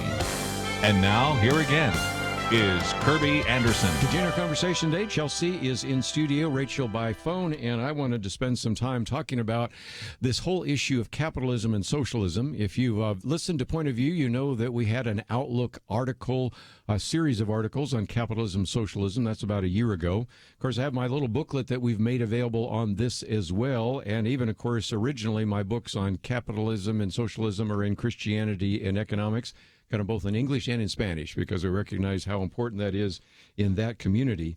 But if you want to talk about a book that certainly addresses this issue of socialism, Rachel, chapter 9 of the book that you and Jim Dement put together, The Progressive Left and Socialism. And so you have kind of a little bit of an explanation for what is it about what you call the siren song of socialism. Why is it that when we had David Limbaugh on the other day talking about his book, Guilty by Reason of Insanity, that we see that 43% of Americans between 18 and 29 years of age have a favorable view of socialism, and 69% of them said they'd be willing to vote for a socialist president? What is it about socialism that's so attractive to the young? Yeah, there's a couple of reasons, a couple of answers, I think, to that question. The first is that I'm not sure they're entirely familiar with what it is, and the polling bears this out. There has been tremendous causes, and deaths of socialism. I like to say socialism is the greatest man-made cause of death and misery in the world. And I don't think, millennials and Gen Zers are as familiar with how bad it is. But second, I think this notion of equality is very attractive to the younger generation. And to some extent, I see why. They've grown up. You have defenders of capitalism and defenders of the free market, rightly. But I think what millennials have seen has been crony capitalism to a great extent. They lived through TARP. They lived through these huge bank bailouts and bailouts of car companies while they watched their grandparents lose all their savings. And so I think it's made them very sensitive to what markets can do and how government intervention can distort the marketplace. But I think because of that, they're very attracted to equality. But what they don't realize is that socialism, it is the great equalizer at the very lowest level, right? It's very easy to equalize people at the bottom. It's a lot harder to equalize people at the top. And everywhere it's been tried, it's been unsuccessful. You have to drag everyone to the lowest standard to make everyone equal. And that is fundamentally not what this country is about, right? This country is about true liberty, which allows all of us to use our God-given gifts and talents in the way that we choose. And that's, what freedom and democracy are about. Socialism is the exact opposite of that. And I think, that the concept of equality gets distorted in their mind, I think, a little bit. Well, and again, Chelsey, sometimes people would like things to be a little more equal. I mean, how is it that Ezekiel Elliott gets $90 million for running a football and sometimes only making 2 yards a carry, but we'll leave that for another day. And then a really hardworking public school teacher makes a fraction of that. But once you allow liberty, people are going to be able to make more or less based upon choices they make, right? You're absolutely right. And Rachel, I just think that you had such an apt analysis right there. I think you really covered the bases. The only thing I would add to that is that in addition to not only thinking that the younger generation doesn't quite understand the history behind socialism or even what that word means, I think they actually have a different mindset of what socialism is.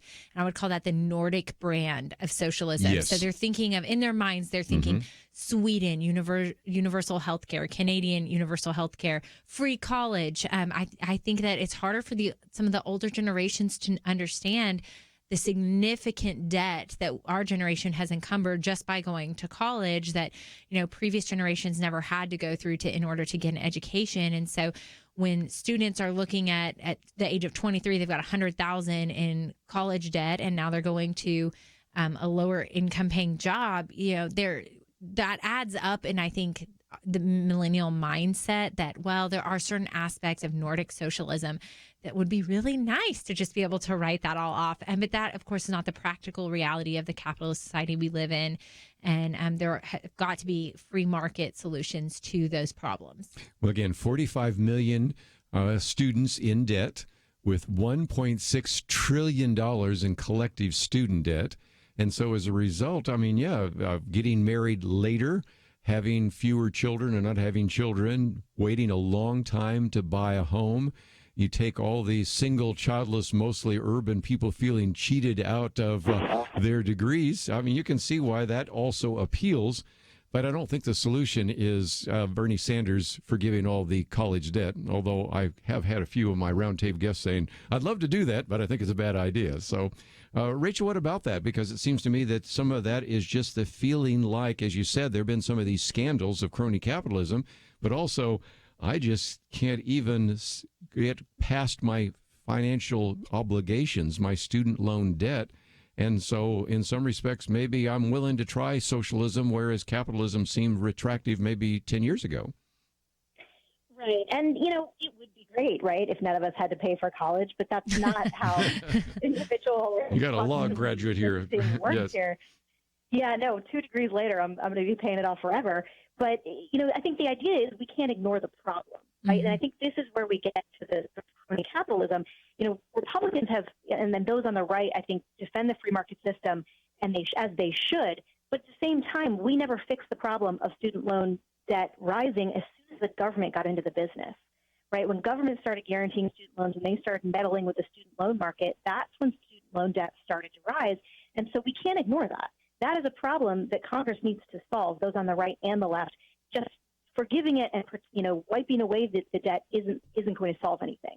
But if we can actually fix the system, and I think, that's going to speak a lot to the millennials if they see people on the right actually trying to solve the problem as opposed to just rolling their eyes and saying, get over it. Because I do think the government has created a problem here that only they can solve. But to make another point about the Nordic socialism, I do think that's exactly right. I think a lot of millennials look at the Nordic countries and say we should be able to do that. But what I would point out is it's not socialism over there. It is actually just a giant welfare state that is supported by a pretty vibrant free market economy. These are very energy-rich companies. You have a ton of people working in that sector paying about half their income in taxes, and that's how they support that welfare state. But at no point is the government reaching in and making decisions, in a way for people the way a socialist system would. So, a lot of millennials don't make that distinction, but I would make it here. That's just a giant welfare state. We could enact that over here, but I highly doubt everyone's going to want to pay half their income in taxes, although they may under socialism. Might just also mention the importance of history. I know that you're familiar with Jared Stepman, his new book, The War on History, The Conspiracy to Rewrite America's History, in which he argues that if we lose this war on history, then you're going to have a whole generation actually supporting socialism, because some of the things that maybe your generation or even the generation behind you are learning in high school and college are that capitalism is unfair, it's white supremacy, it is something that is going to be actually rubbing the downtrodden into the dirt. Socialism is this great utopian idea. And so, as we talked about with David Limbaugh, it isn't just that people like socialism, they also fear capitalism. And a lot of that comes from what's being taught in the classrooms, don't you think? Well, yes, absolutely. Of course, education has a huge role to play in this. And I think that one of the articles you sent out said that only 40% of higher schools of higher education even have one Republican on staff. And so some of those statistics were very telling. I obviously knew how biased our education system was, but I don't think I realized how biased it was. I alone at Texas A&M University had 3 socialist teachers, which everybody jokes that A&M is like conservative Mecca. And the truth is I still had socialist teachers. And without the ability to think and analyze for myself and distinguish fact from fiction, those are just the only ways really sometimes for students, I think, to decipher between these principles. But at the end of the day, economics is a numbers game.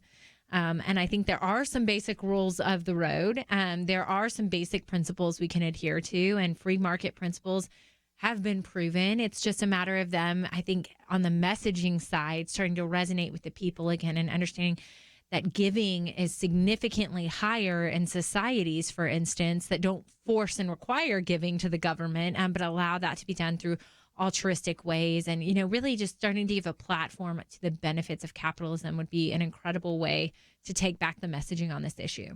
Let's take a break, and when we come back, I want to talk about some of those economic issues, because Elizabeth Warren wants to spend $52 trillion.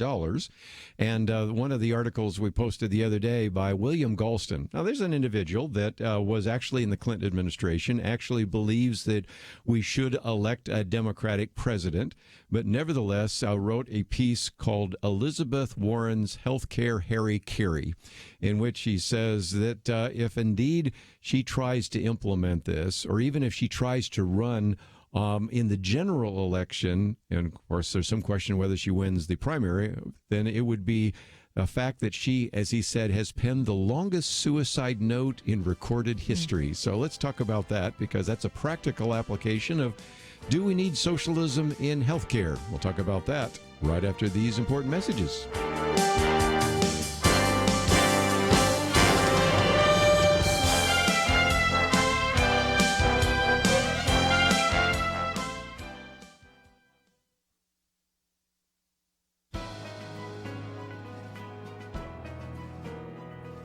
Welcome to the First Liberty Briefing. I'm Jeremy Dice. Some months ago on the First Liberty Briefing, I introduced you to Jeremy and Christy Morris. Located in northern Idaho, the Morrises have been embroiled in a lawsuit with their homeowners association over their annual Christmas display.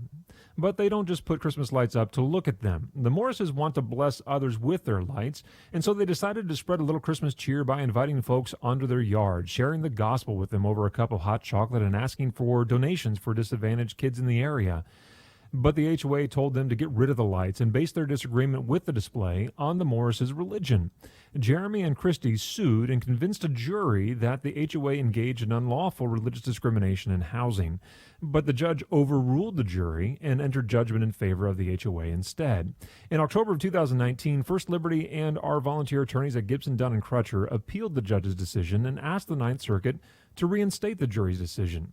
As Christy Morris explained, I had to go to court because I invited my neighbors for Christmas. I truly hope the judges of the Ninth Circuit will free us to be able to once again celebrate Christmas and raise money for charity. Me too. No one should have to fight to spread a little Christmas cheer outside their own home.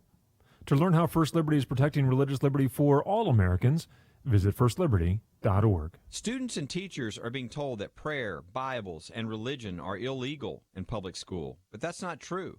Learn the facts. Read your free Religious Liberty Protection Kit for students and teachers at firstliberty.org right now. Don't let anyone steal your freedom with bad information.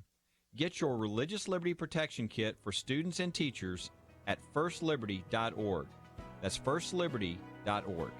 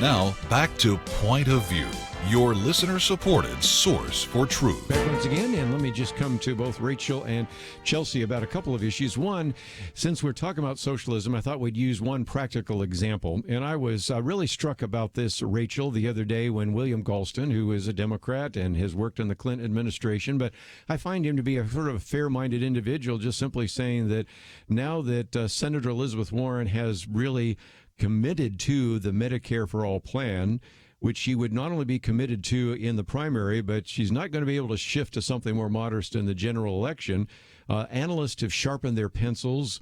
They found that she has underestimated the cost of the program, you think, and overestimated the revenue, and at a time pointing out that this might not set well with a lot of Americans, since about 218 million Americans now participate in private health care plans. About 179 million of those actually are employer-based. And you and Jim DeMint have addressed this issue of health care. And I just wonder at one point where some of the individuals, even if they call themselves leftist progressives, are going to say, wait a minute, how in the world do we fund $52 trillion and also completely remove from everybody their private health care plans, some of which may actually like the plan they have right now? Yeah, this is the way you do it is by hiking taxes on the middle class. And that's what Elizabeth Warren has been loath to admit. But to your point, so many analyses have come out now and said this is exactly what it's going to require. A middle class tax hike and actually a 6% wealth tax. She said it's just a 2%, but even left-leaning analyses have suggested it's going to require much more money from the rich as well. And it's just unsustainable. I mean, this is not something that's, I don't think, feasible, especially as you point out, people don't want to give up their private care. Especially when you point to other countries, people talk about Canada and the United Kingdom and even Korea as South Korea as examples of, well, these people have government-run health care. They do, but they also have private care. And people are allowed to keep their own health insurance and choose it to get it through their employer, and then they also have a public option. That's not what Elizabeth Warren is suggesting. She suggested taking us even further to the left than these countries. And I think people are starting to understand that because these are some very big numbers that are going to require a lot of money from a lot of middle-class folks. Right. I think at some point people just start to tune out the trillions and trillions of dollars and it feels like monopoly money. But we have to understand there's, significant ramifications for our country. And we tried a grand experiment that failed miserably called Obamacare, which was even just a minuscule version of this plan, which was federal subsidized health care. And we all saw our premiums go up. We saw companies having to lay off employees because they couldn't afford all of the benefits packages. So we've already seen a small version of this fail, and I would hate to see like a grand social experiment on a larger scale against our country. And I think that really, I don't know what the polling has to say about this. I'm curious if it has been polled, but I view this policy as largely out of touch with mainstream American voters. Your average voters who are middle-class citizens working very hard are going to have a hard time even beginning to wrap their heads around how we could begin to pay for this. So it's just not logical. It's just not. Here's what's interesting because, again, William Galston does give us one number, and that is even among Democrats, 55% of them prefer the candidate build on the Affordable Care Act, which I don't know if that's even one you can fix. Jim DeMint and Rachel Bovard actually have a section on what you can fix. I got a better idea what you could throw out, but that's another one. And only 40% want to replace the Affordable Care Act with Medicare for All because one other survey showed that most people think that Medicare for All would allow them to keep their policy. And as soon as they start figuring that out, I think there are probably a number of people right now that say, look, I don't like the policy, but I don't trust the government even more because, as he points out, when we were young back in the 1960s, 70% of Americans then told pollsters they trusted the federal government. Now that percentage is down to about 20%. So I may not like my insurance company, but at least I have a choice maybe of finding another insurance company. But if an unnamed, nameless bureaucrat in Washington, D.C. says I can't have this drug on the formulary, I can't have this surgery, there's no recourse. So I think that's going to be an interesting battle that will unfold. And if nothing else, Rachel, a good illustration for why we have a link to conservativepartnership.org, because that is an opportunity for people to see some of the material that you have available, including getting a copy of the book, Conservative, Knowing What to Keep. So I would encourage people to go to your website, and when they go there, they're going to find all sorts of great resources, aren't they? Yes, thank you. And I would just add, too, nobody's defending the prior healthcare system. I don't think we've ever quite gotten it right. There are a lot of things that need to be fixed. So just because we say, hey, we're against Medicare for all, they're repealing Obamacare, doesn't mean we want to go back to the way things were. And Senator and I write about this in the book, the free market sort of changes that need to be made to the healthcare system to make it work appropriately, because we got to get this right. But kicking everyone off their private insurance isn't going to do it. Chelsey, for just a minute, I want to have you put on your religious liberty hat because we just had a victory, and we have listeners in Kentucky because Blaine Adamson, we've been following this case for years, print shop owner, Hands-On Originals, in which he declined to make a T-shirt for the city's Gay Pride Festival. People said, well, he was anti-LGBT, and he said, whoa, wait a minute. I've actually, in many cases, actually supported a local band, Mother Jane, which the lead singer is a lesbian. I've declined all sorts of things that I thought were inappropriate. One was a T-shirt with Jesus on a bucket of chicken, and another one, I turned down a T-shirt that was promoting an adult film, and a couple of other things.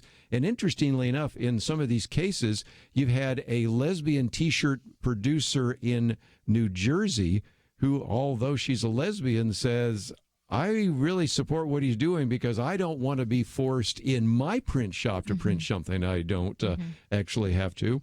Well, every time we have had a case so far, he's won at every level. And I think this is a victory, not only for religious liberty, but just for freedom of expression, don't you think? Absolutely.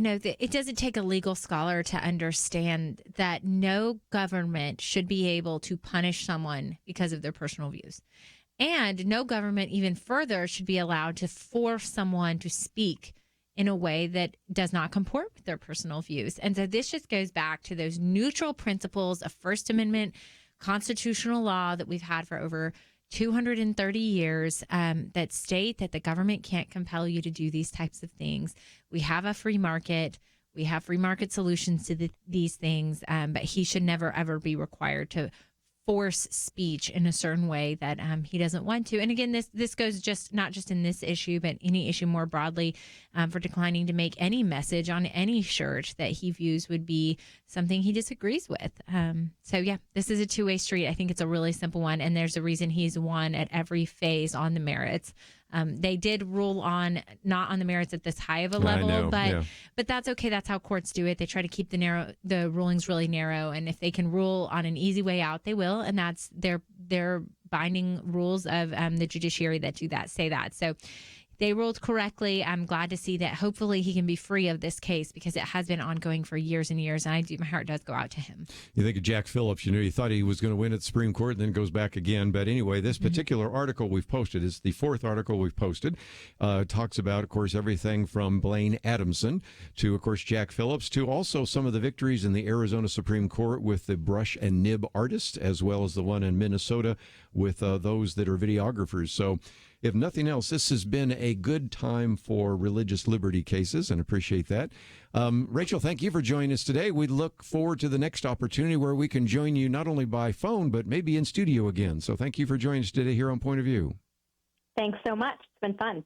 I know, Chelsey, you will stay with me. We'll have Shane in studio in the next hour. We have a lot more to cover, and we will do so. So, again, if you'd like to know a little bit more about the Conservative Partnership Institute, that is the case. If you would like to know more about some of the other guests that we have here as well, including humancoalition.org, we'll get more into that in the next hour. And then Shane Pruitt will be joining us. All that coming up right after this.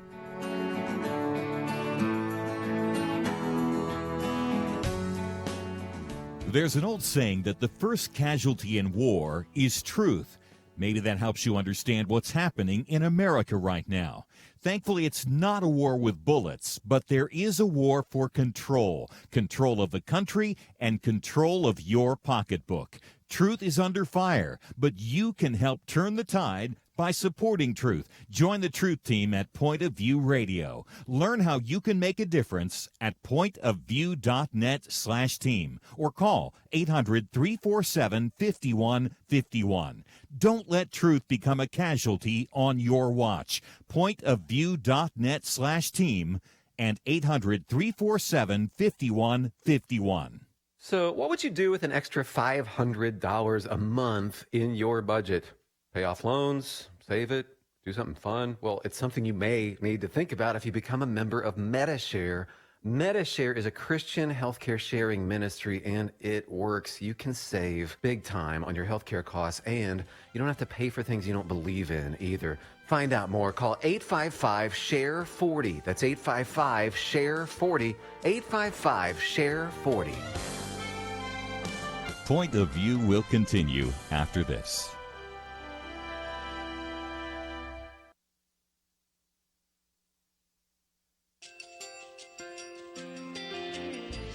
I just want to thank you so much for all the wonderful programming you have. You're just absolutely fantastic. I recently started listening to Point of View, and I really found it interesting because of the different subjects you cover. Thank you for that. I really appreciate everything that you do in keeping us informed. Thank you, Kerby, for everything that you've been doing. I appreciate all the work that you're doing, advocating for the Word of God. Thank you so much. Point of View, I think, is absolutely necessary because it's a Christian perspective, a biblical worldview perspective, and receive very current, up-to-date information about what is really going on, week to week in our culture, which is changing so rapidly, and yet it's morally sliding backwards. Yeah, I'm just, first of all, I thank you guys. Y'all's program is wonderful, and enjoy it every day. I learn so much every time I listen to it. Point of View Radio Talk Show.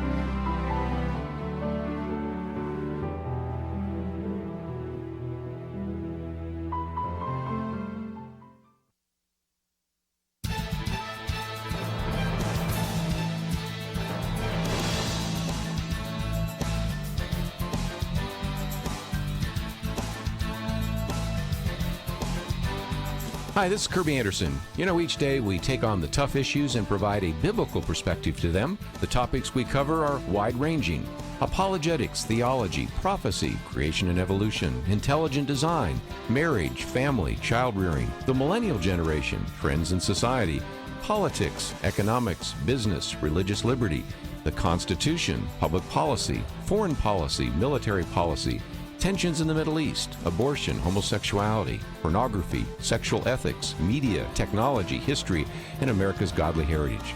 We talk about anything that affects your faith, your family, or your freedom. So don't go anywhere, because Point of View continues right now.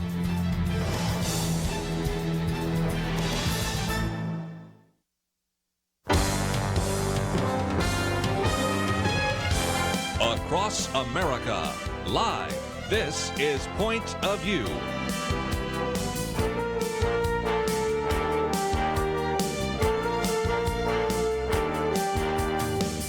And now, Kerby Anderson. Continue your conversation. Of course, Chelsey is still with us, Human Coalition Action. But we also now have joining us Shane Pruitt, and he is the National Next Gen Evangelism Director for NAM, or the North American Mission Board.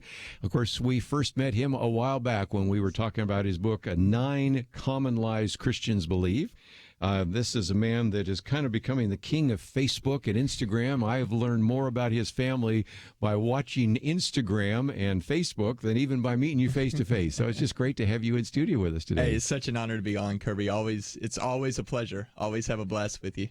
Let's talk about evangelism for just a minute. As you see there, the August issue, we focused on evangelism, and there we were talking about how would we witness to our friends that maybe were the so-called nuns, people that say atheist, agnostic, no preference. How would we talk to individuals that are Muslims? And we had a former Muslim who has become a Christian, now a pastor, talk about that. But you have actually developed a whole thought process about how we reach this next generation. And so we have the millennial generation from 1980 to sometimes now people stop it at 1995. And then you have Generation Z, sometimes called the iGen generation. And you, as a traveling evangelist, have gone out and asked some of those people what they really believe and what they really want. And can you give us kind of a short list? Because this, I think, is going to be instrumental if we're going to evangelize this next generation and if we're going to build a church on this next generation, right? Yeah, no doubt, Kerby. So like you said, so I have the opportunity to travel all over the nation and do a lot of speaking at conferences and events and camps, and a large majority of the crowd that I'm speaking to is that next generation crowd, Yes. the millennials, young adults, Gen Z. And, often when you think about or even talk about how to reach the next generation, usually what we do is we have a Gen Xer or a boomer telling millennials or other Gen Xers how to reach Gen Z. And so what I wanted to do is kind of flip that script a little bit and said, hey, while I'm out with all of these students and leaders to this next generation, is I said, hey, I want to be the student and let these young adults be the teachers. And so that was the big question. You tell me how to reach your generation. What are some common traits amongst your generation? And so through that, speaking literally to thousands of different young adults and students, we come up with a lot of answers, but there were really 7 that were kind of common in every conversation. And so those 7, real briefly, is number 1, Gen Z want to be seen as people as not, or is seen as people and not projects. So what is our motivation for reaching the next generation? Sometimes when I'm doing consulting with churches, that's the first question is, why do you want to reach the next generation? Is it just because you want to be the cool, hip, trendy church in town? Sometimes it's, well, if we don't reach the next generation, then our church won't exist in 10 years. And even that can't be the right motivation. The motivation to reach a generation can't be so your logo or your church's name can continue. It's because there's people who are made in the image of God that desperately needs the gospel. Well said. Yeah. Another one is Gen Z wants more out of church than potluck dinners. So what I mean is, I love a good potluck dinner. Exactly. Yeah. And so even that question is sometimes, especially in our Western context, churches, you get saved, you get dunked in water. Then you sit on your blessed assurances, going to a bunch of potluck dinners, waiting for Jesus to come back. And so a lot of times the next generation wants to know, what is the church doing to impact the community? We know that, as you said, the rise in the nuns, and we're not talking about the Catholic nuns, we're talking about those that don't affiliate with religion whatsoever, is we can't expect people to come to us. We can't just be a come and see church. We have to be a go and tell church. And so the outside the walls church. Well said. Yeah. Yes. And then number 3, which I love this one, is Gen Z aren't ageist. On some level, many of them have been raised by their aunts, uncles, grandparents. That's true. So they really are looking to be around an older generation. Gets into my favorite word, mentoring, right? Exactly. Discipleship, right? Yeah. Now, here's, I think, what's different about young millennials and Gen Z is they didn't necessarily grow up in church largely as a generation like previous generations, so they don't know the churchy language. So they may be looking for mentorship or discipleship, but they don't even know the right words to ask. Mm-hmm. One of my favorite pictures of this was actually 2 weeks ago. I was speaking out of town and was preparing for that night session, and during the day I was in Starbucks doing some studying, and I look over, and there's a guy in his late 60s to early 70s sitting with 3 other guys that look like college-age guys, and they all 4 had their Bibles open. Mm-hmm. And to me, that is a beautiful picture of Titus chapter 2. The older men taking the younger men, the older women taking the younger women. And then, number 4, Gen Z largely value the why over the what. And so I work for the Southern Baptist Convention. So what I say often is our kids are not going to be Southern Baptist just because their parents were or grandparents were. There's a lot of why questions, and we need to be able to answer those why questions without getting offended. I think sometimes we think a lot of questions means there's a lot of rebellion going on, and there may be some of that, but a lot of it's genuine why questions. Why should I believe that? Yeah. And I think, why do you believe that? Why do you practice that way? Why do you have that tradition? Exactly. I know. And it's a discipleship opportunity is what it is. But I think sometimes the reason we get offended by those why questions is we don't really know the why behind That's it. so true. It's just something we've practiced for decades. Another one real quick is Gen Z don't want to be seen as the future of the church. I know we always say millennials, young adults, Gen Z is the future of the church. And I know what we mean by that. Future leaders, pastors, elders, worship leaders, whatever. But according to the New Testament, if you've been bought with the blood of Jesus and the Holy Spirit of God lives inside of you, you're not the future of the church. You're the church right now. So helping them realize they have a mission now. They have a great commandment now. They have a calling now to get in the game now and to help mobilize them to do that now. Yeah. Chelsey, don't you like that list? If nothing else, I was just thinking he's got 5 children. You've got 2, another one coming eventually. So these are our kids, and in this case, my grandkids, and they're raised in a very different world than the world that you were raised in, right? I know it is intimidating. I mean, you can't just send them on their way exactly because there's like a full indoctrination happening at schools that wasn't happening for me when 14 years ago I was graduating high school. It's a different world, and it's so interesting you're saying that because I'm getting all the why questions from my now 2-year-old, almost 3-year-old.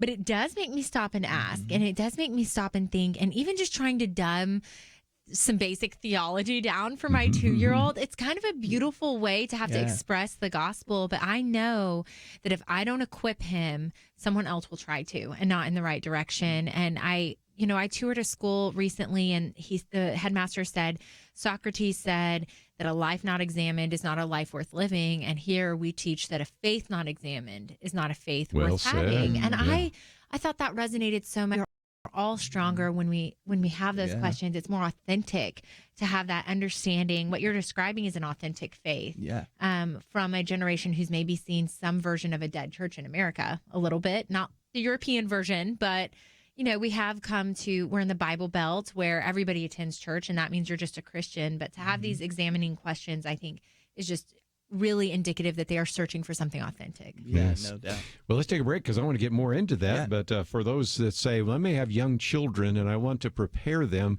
I'm thinking of the book by Lael Arrington, World Proofing Your Kids, which was just a very well-written book years ago. We all write that down. And it was just an attempt to, even at the young age, of course, now we've got Mama Bear Apologetics and a number of other things, but there's just a whole cottage industry building up to help you parents get your kids ready for the secular world. We'll be right back.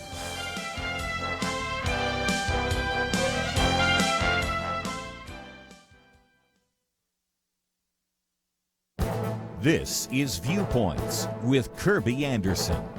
Should the federal government start pulling the tax-exempt status of religious organizations? Most Americans reject the idea, even though it was floated by a former presidential candidate who argued that no reward, no benefit, no tax break should be given to certain religious institutions. Unfortunately, you can find a significant number of other Americans who agree with this sentiment. That is why I think it is time to have a discussion about the tax exemption given to churches and other nonprofit organizations. Most Americans do not have any idea of why the government grants tax exemption, nor do they have much appreciation for the benefits these organizations provide for society. For example, there are approximately 350,000 religious congregations in this country. The vast majority of them provide various community services for people in need in their communities. One survey estimated that the economic impact of faith in America is around $1.2 trillion. Another survey concluded that religious organizations save government $2.67 trillion in social services. A few years ago, I quoted an author who suggested that all Christian institutions go on strike. It was more of a thought experiment, but it once again illustrates the benefit society receives from Christian influence. Imagine if Catholic, Presbyterian, Methodist, and Baptist hospitals closed down. Imagine the additional load on the public schools if all the Christian schools weren't in operation. Imagine the strain on government if the soup kitchens and outreaches to the poor no longer existed. The secular mindset these days is that religious institutions are getting a free ride because of tax exemption. Actually, government and public funding are the ones benefiting from all the services provided by these institutions. That is why I think a discussion would be educational for our country. I'm Kerby Anderson, and that's my point of view. For more information about issues covered on Viewpoints, visit pointofview.net. Pointofview.net.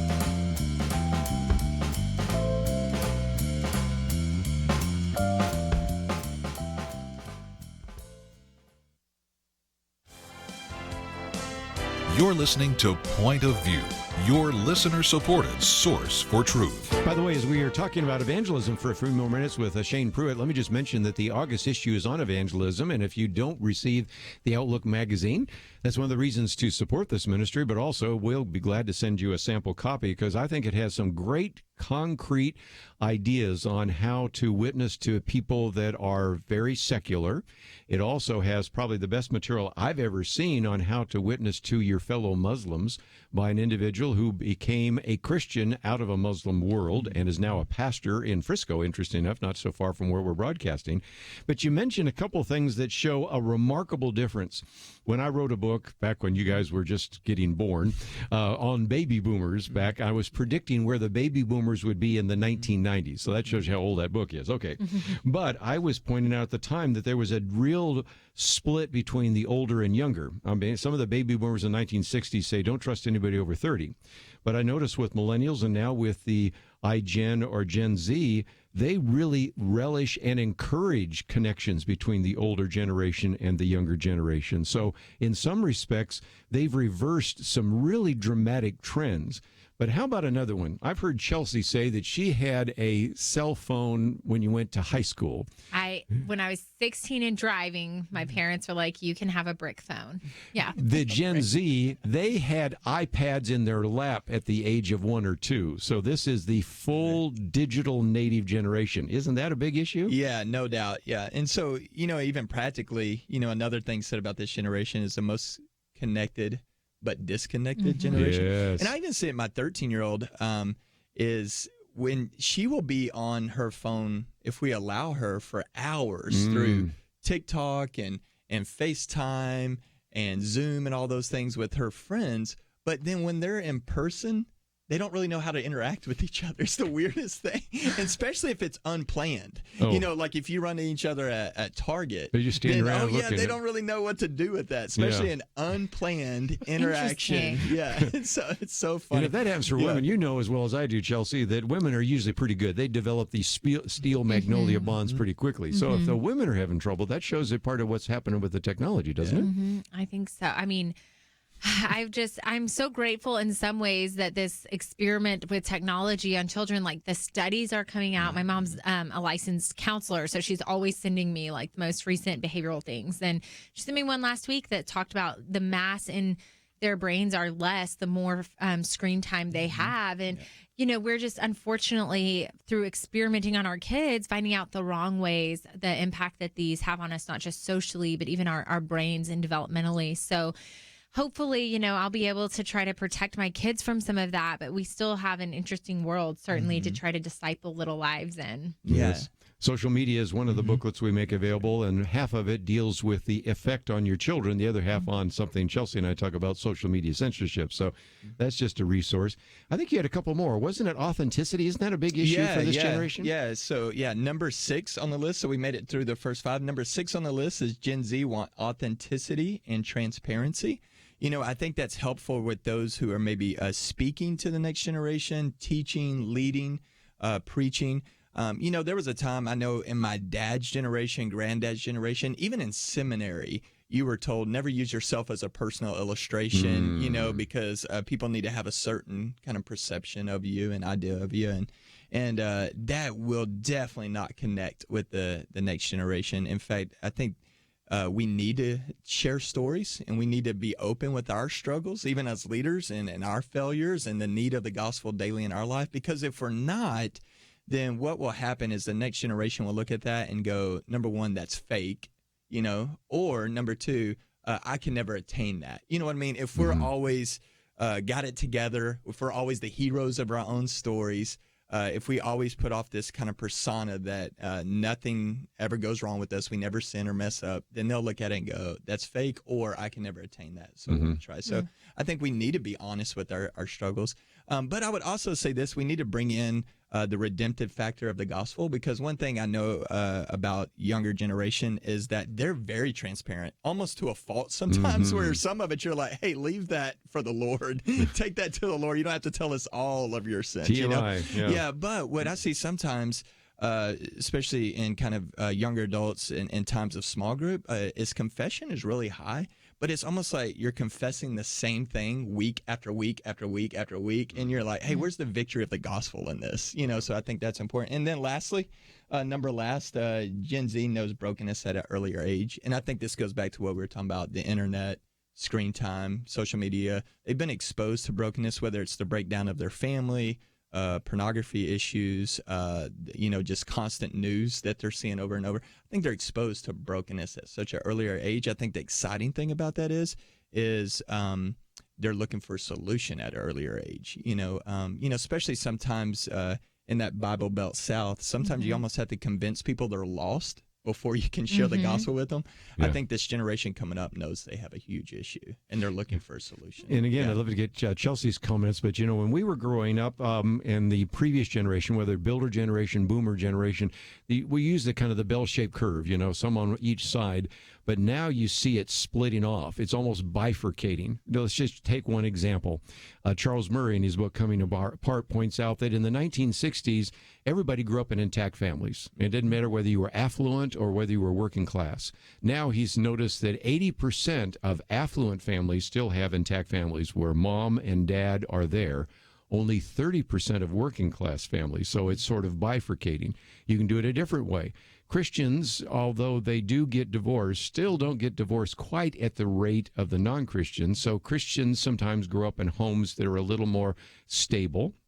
Sometimes if they are able to go to Christian schools, they still have a lot of great values. And then you have this massive generation that grew up in broken homes, going to broken schools and having broken lives. And so in some respects, we're going to have to prepare the next generation for recognizing that you might see some people that really do look like they kind of have it together because they went to the best schools, they had parents, they had maybe Christian involvement, they had virtue, they had all sorts of experiments. They didn't probably get involved in drugs and pornography and a number of other things.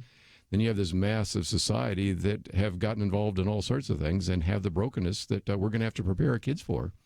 You know, and in some ways, it almost is refreshing because of what you're saying, the authenticity part of it. Even in just some of my experience with a little bit older generation, the reason the gospel is so offensive and the reason that I had so many clients, lambasted for their beliefs, my theory was the offensiveness of the gospel comes down to we're imperfect. The admission that we need something beyond ourselves. We are not these self-created gods. We're not our own, we don't define ourselves, that we have limits and we're broken. And there's something deeply offensive about that to generations that say, I define who I am. I define my strengths and weaknesses. And so would you agree? I mean, I'm really asking, is the next generation going to be easier on that front in the sense that there's already an admission of brokenness and so that we can have hope of the gospel? Yeah, I think the message you're saying, Chelsey, is exactly the message that as the church we need to cross that threshold because, according to the Wall Street Journal article that just came out maybe 5-6 weeks ago, where it said less than 30% of Gen Z, now that they're in college, it's a little easier to poll that generation. Less than 30% says religion is very important to them. Not just Christianity, religion, but over 80% said living a self-fulfilled life is very important. So that's the threshold I think to cross, is to help them to see a fulfilled life comes from someone outside of yourself. Someone bigger than yourself. Yeah, what you're saying, I think, is the exact message for a generation. And that's a good point. It isn't that they're against religion. They just don't think about it. It gets back to the article we have there on the nuns and the fact that if you assume that we are going to bring them to church, that is not going to happen. My favorite story, and I was just with this person when we were in Israel, used to teach at the Art Institute here in Dallas. And one of the things she would do is take individuals, when she would teach architecture, into various buildings. And we got some great buildings in the Dallas area. When they would walk into a church, at least half of the students would say, "This is the first time I've ever been inside a church." So if you think they're going to be coming back to the church like the swallows to Capistrano, that ain't happening because they weren't in church in the first place. And it isn't that they're against religion. They just don't see it as relevant in any part of their lives. So after the break, maybe we can talk about how we could maybe stimulate some of that and then get into a couple other issues I'm sure that you would like to talk about today. And if you find yourself saying, I want to know more about what Chelsey is doing or what Shane is doing, we have all the links necessary. Chelsey's website is very simple. It's humancoalition.org. And before we're done, I want you to give us a little bit of an update on what's happening there in terms of the issue of life. And then, of course, with Shane, I see that you can go to shanepruitt.com. If you don't know how to spell that last name, we've got it there anyway. It makes it real easy. And if you'd like to know more about some of the things he's doing as an individual that is really trying to reach out to the next gen, that's all available at our website. So please take the time to find that. And we've posted a number of articles today on everything from impeachment to socialism to religious liberty and T-shirts. So you got the full meal deal going to pointofview.net. Let's take a break. By the way, this last half hour, if you have some comments, I'd like to hear them. 1-800-351-1212. We'll be right back. So when people first hear about MediShare, they have questions. Some good ones, like, what is it? Well, MediShare is a Christian healthcare sharing ministry. It's not health insurance. It's a different way of doing things, which leads us to this question. Why do so many become MediShare members? Two big reasons. They save a lot. The typical family saves $500 a month, and they feel great about it. With MediShare, you aren't forced to pay for things you don't believe in. Find out more. 855-SHARE-40. That's 855-SHARE-40. It seems we can't get through a day without hearing how science has been corrupted to support political goals. Media entities have sold out truth for the sake of favored narratives. Even some religious groups have abandoned the Bible to support things based on feelings. So who can you trust? Kerby Anderson and the Point of View Truth Team are your source for real news. Learn how you can make a difference by joining the team at pointofview.net/team or call 800-347-5151. In a world of unending fog, Point of View is a shining light. Do your part at pointofview.net/team or 800-347-5151. Point of View will continue after this.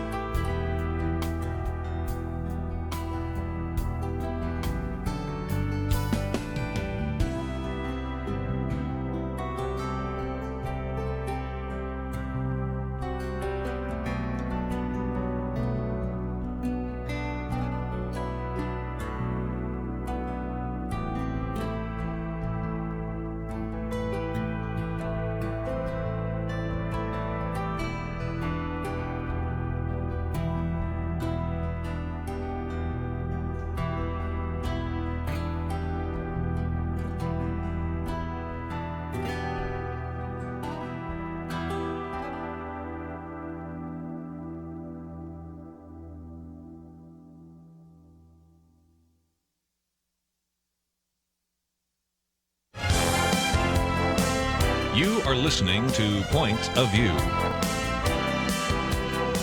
The opinions expressed on Point of View do not necessarily reflect the views of the management or staff of this station. And now, here again is Kerby Anderson. Final half hour, we'd like to join our conversation. We have in studio with us Shane and Chelsey, and we certainly do welcome your phone call, 1-800-351-1212. If you want to sit back, we've been kind of talking about evangelism. I might stay on that for a little bit longer because it gets back to this secular world that we work in. Chelsey, in the past, of course, has had to address religious liberty in a secular world. We're talking about evangelism in a secular world. In a minute, we're going to talk about trying to make a pro-life case in a secular world. And it does seem to me that we have a model in the scriptures because, Shane, when Paul goes into the synagogue in Acts 13, he can assume a lot of things, that all of them are Jewish, all of them have read the Old Testament, all of them believe in a coming Messiah, they believe in one true God. He just kind of hits the ground running. You go to Acts 17, he's in Mars Hill. I stood right where he probably stood there. Mm-hmm. You can see the Parthenon. There's Mars Hill. These are Stoic and Epicurean philosophers and people that are very secular. Have they read the Old Testament? No, they don't have an idea. They don't know what the Messiah is. They don't know who Jesus is. They don't know. They believe in a pantheon of gods.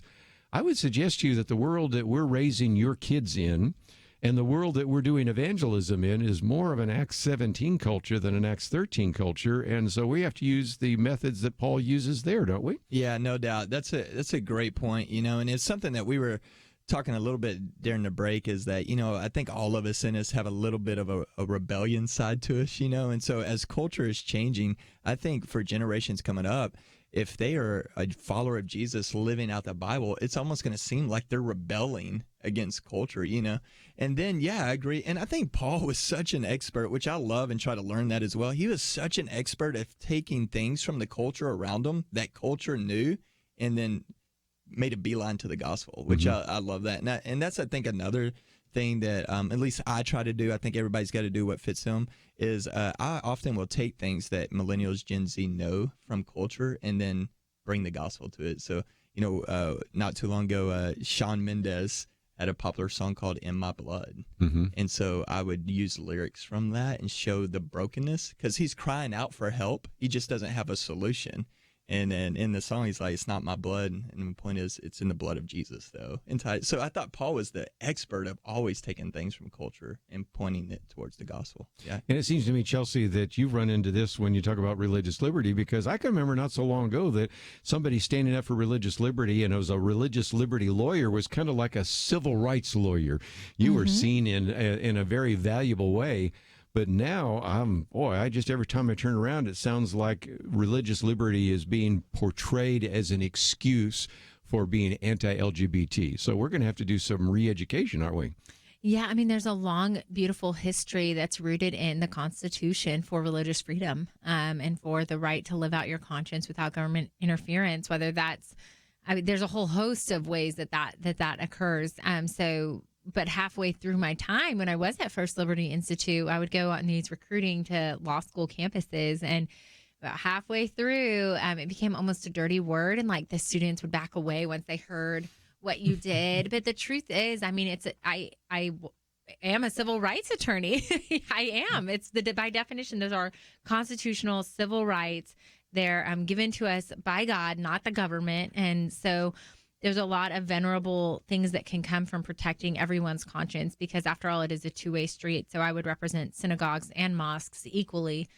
We represented sweat lodges and Native American sweat lodges. A whole host of rights are protected in a good way when you are allowed to live out your faith. But, it's interesting that you're talking about kind of almost the apathy towards the church, or like almost a non-issue that the church is to so many people. But in my world, there wasn't just like an apathy towards the church. There's an open hostility towards the church. And so, I wonder if that's a generational thing almost. Maybe they're just not there yet. Or I wonder where those lines are just from a societal standpoint. I'm curious. But yeah. My commentary today is about whether or not we should pull the tax-exempt status of religious organizations. And my argument was simply, let's have that discussion, because I then go through all the things that religious organizations do, the amount of money that it saves, $2.67 trillion. Mm-hmm. Simply, and that comes from Rodney Stark at Baylor. And actually, I think that's underestimated, because just think, I played the little game, what if all of a sudden religious organizations went on strike? John Stonestreet mentioned that years ago. And I thought it was a thought experiment. What if all of a sudden we don't have any Baptist, Methodist, Catholic, Presbyterian hospitals? What if all of a sudden we don't have any Christian schools and all those people get dumped in the public school? What if we don't have any soup kitchens? What if we don't have any kind of outreach to the poor? What if we don't have a homeless outreach? This week we've had people that are working with refugees. What if all that just went away? You can begin to see all of those kinds of conversations. Well, I think that's just, where the breakdown in understanding the gospel truly is, because we love because he first loved us. We serve others because Christ was the ultimate example of a servant. And I don't think that people understand that from my faith flows my service, the dedication of my career. In so many ministries or nonprofits I would advise, they're only halfway houses, or they're only domestic abuse houses, because they want to serve like Christ did, and they want to love others around them, and you can't separate the two. And I don't think that's something to a secularized world that's intuitive. And I think that's a part of evangelism. There is a sense in which our world in the 21st century is more like the first century than any century that followed it. And so, since I mentioned Rodney Stark, I'll give him one more shout out. He wrote this wonderful book called The Twilight of Christianity, and the subtitle is Why the Jesus Cult Dominated the World. And it did, because all of a sudden in the Roman world, if you were a man, a husband, or a father, you had complete authority over your family. And if your wife gave birth to a girl, they just put them out in the street. Well, the Christians would go and adopt those children off the street. If you were sick, they would put you out on the street. Whereas the Christians, even at risk in their own lives, would go and save individuals, give them food and water, which is what they needed to be cured. And you just go example after example after example after example, in which the Christians just stood out in a secular culture. And yet one of our booklets that we have here is a book that talks about From Rome to Home, in which this individual, Glenn Sunshine, is saying that our world is more like the Roman world than it ever was before. That really Western culture is Rome plus Christianity. And once we remove Christianity, we're back kind of to this barbarous world that we find ourselves in. So back to the point, Shane, I think that if Christians really start living like Christians, we are really going to stand out in the 21st century, because everybody's kind of me-oriented, self-focused, survival of the fittest kind of mindset, and they're going to say, what is it about you? Because I've heard a lot of people, even that we've interviewed recently, that are doing work among refugees or the underserved, they say, why are you doing this? And of course, you immediately go into the gospel. Yeah, no doubt. And I think that's, and I can speak in the world. I know the Southern Baptist world is disaster relief and sin relief is a big ministry of Southern Baptists, and it typically falls under evangelism.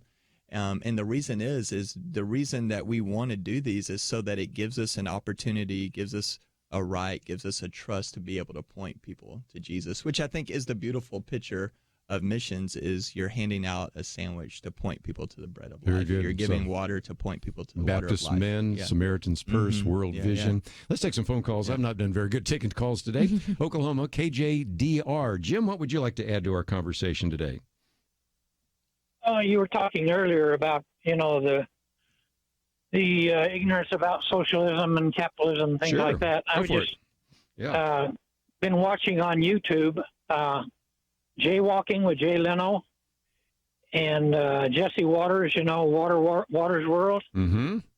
They go out to, all over the states, especially Jesse, and catch people and ask questions about history and geography and such stuff. And there's a whole lot of giggling and a whole lot of, gee, I don't know, I never studied anything like that. And these are probably, 18 to 20-year-old kids. And it's just amazing to me, my favorite subject in high school was geography and history. And it's been said that if you don't study history, you're bound to repeat it or make the same mistakes. So it just, what goes around comes around. Well, if nothing else, that kind of gets back to something I mentioned just a few minutes ago when we had Rachel on, because Jared Stepman has a book called The War on History, The Conspiracy to Rewrite America's Past. And the argument that is made in that book and others is if you don't understand the history of socialism, even the other day we were talking about the fall of the Berlin Wall. Well, that happened so long ago. If you're a younger generation, that's like in the history books. So, and if you just see that maybe Cuba or Venezuela are just outliers and you think that Sweden is socialism, well, then you can think that's what we want to have in this country. So good point.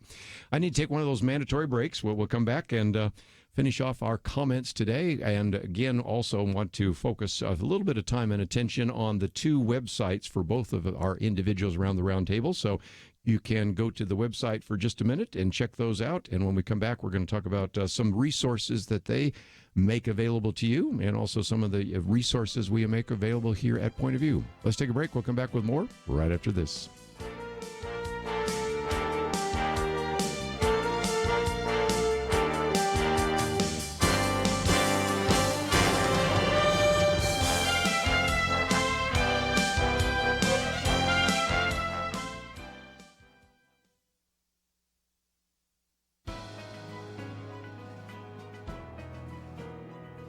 Welcome to the First Liberty Briefing. I'm Jeremy Dice. Some months ago on the First Liberty Briefing, I introduced you to Jeremy and Christy Morris. Located in northern Idaho, the Morrises have been embroiled in a lawsuit with their homeowners association over their annual Christmas display.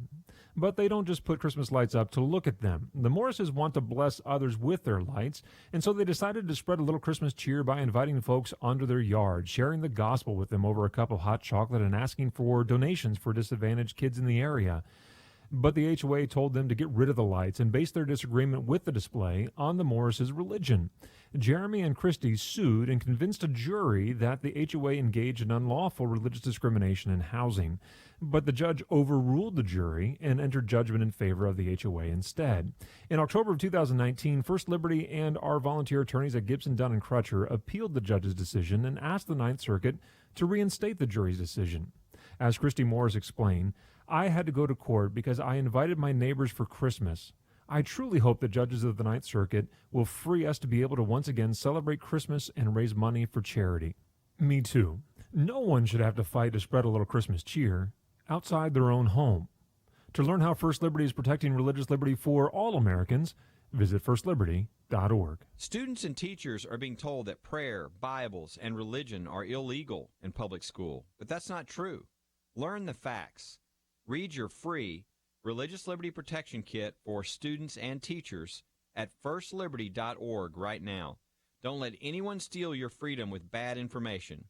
Get your Religious Liberty Protection Kit for students and teachers at firstliberty.org. That's firstliberty.org.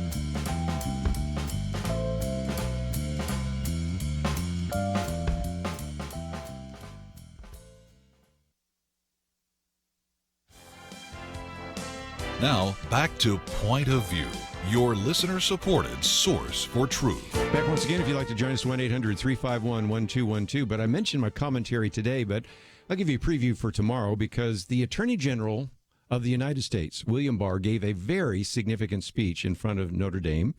And it's one that nobody covered very well, or else they made fun of. And it gets back to, again, the idea of how important a Christian view would be. But he just talks about religion in general. and said that one of the big tests that the framers and the founders of our country talked about was the test of free society, whether citizens in a free society could maintain the moral discipline and virtue necessary for the survival of free institutions. And he argues that if you don't have religion, you end up with one of two tyrannies. Either you have people embark on unbridled pursuit of personal appetites at the expense of the common good, or to use a biblical phrase, everybody does what is right in their own eyes, and you have moral anarchy, which can't really last very long. Or then you have coercive government that has to step in and impose restraints.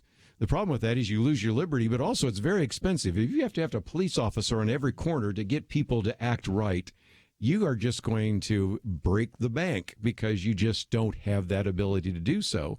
So he says this is why the real source for virtue and moral discipline is religion. Now, I would say it's really Christianity, but I'll use his phrase.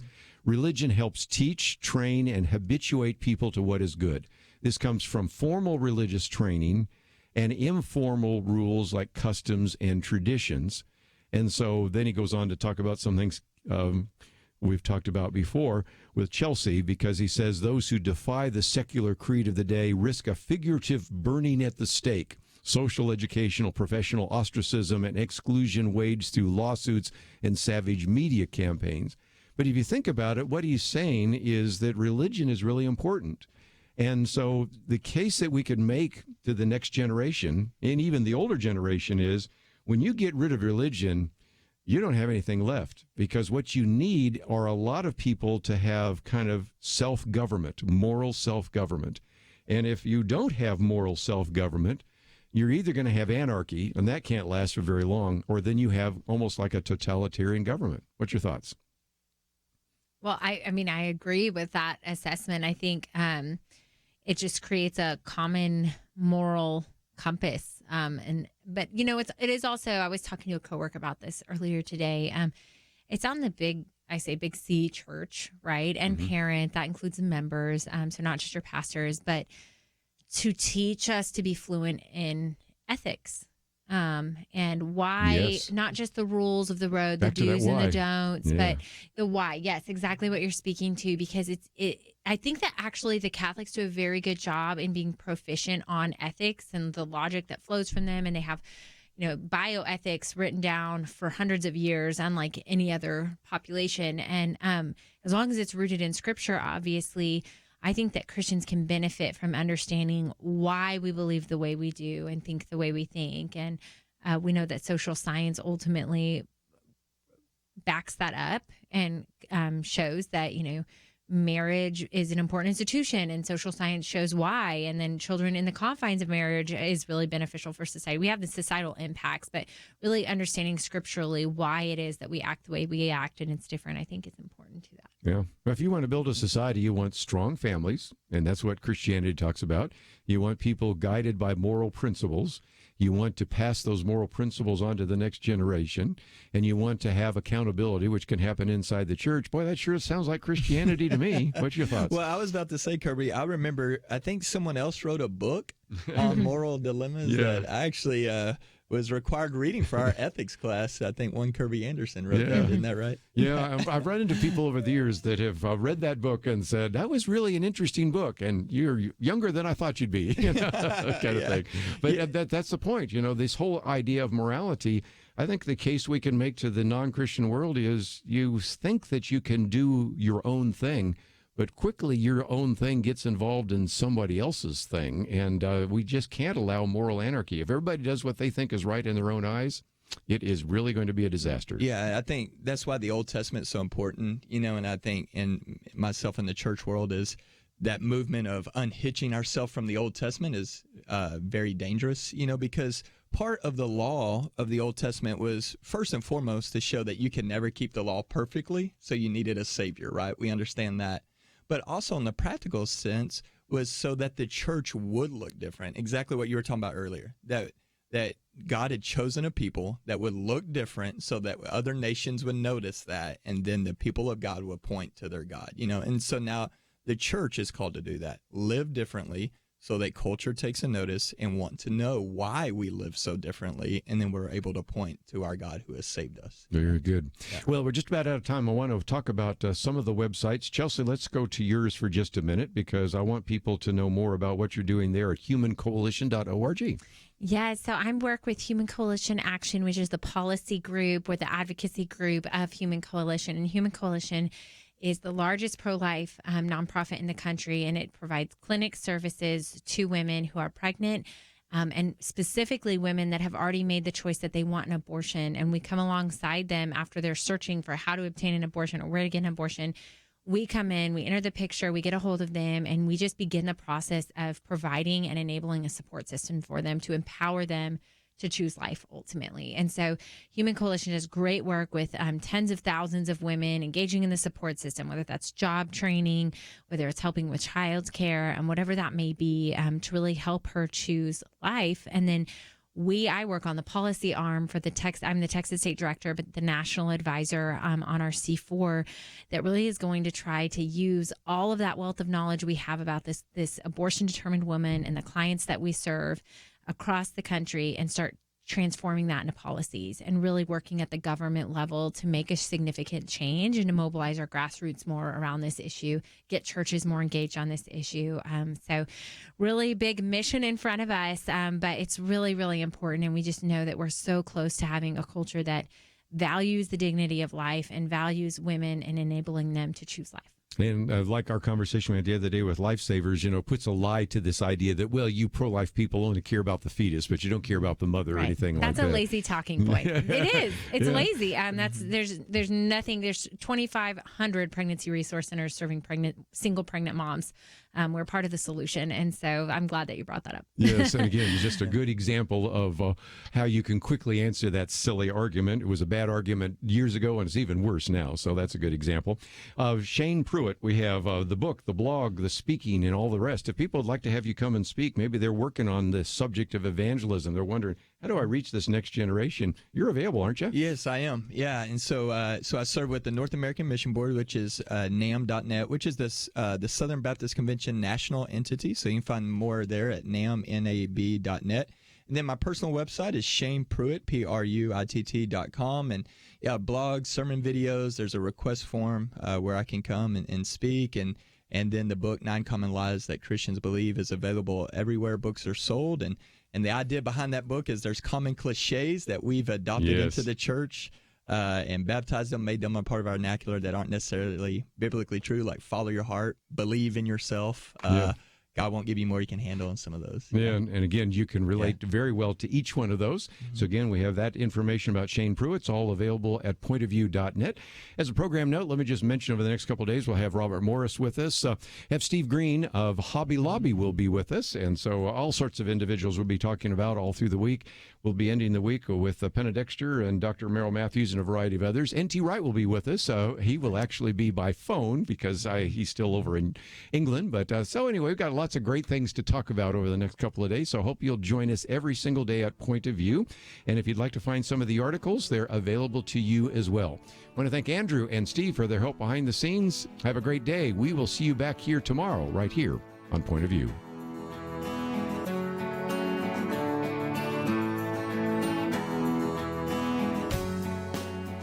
There's an old saying that the first casualty in war is truth.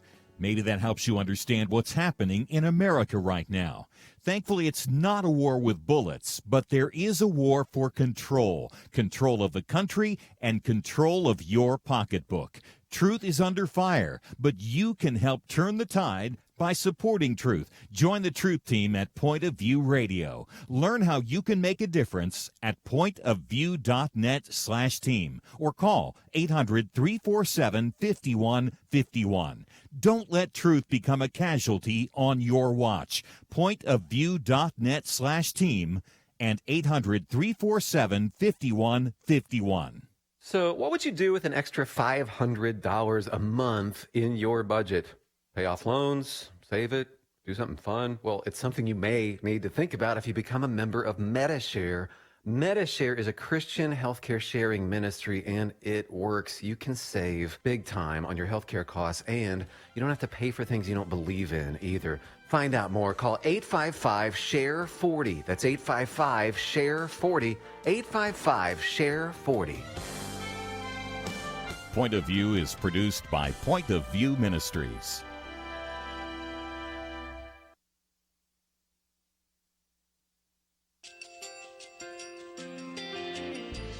I just want to thank you so much for all the wonderful programming you have. You're just absolutely fantastic. I recently started listening to Point of View, and I really found it interesting because of the different subjects you cover. Thank you for that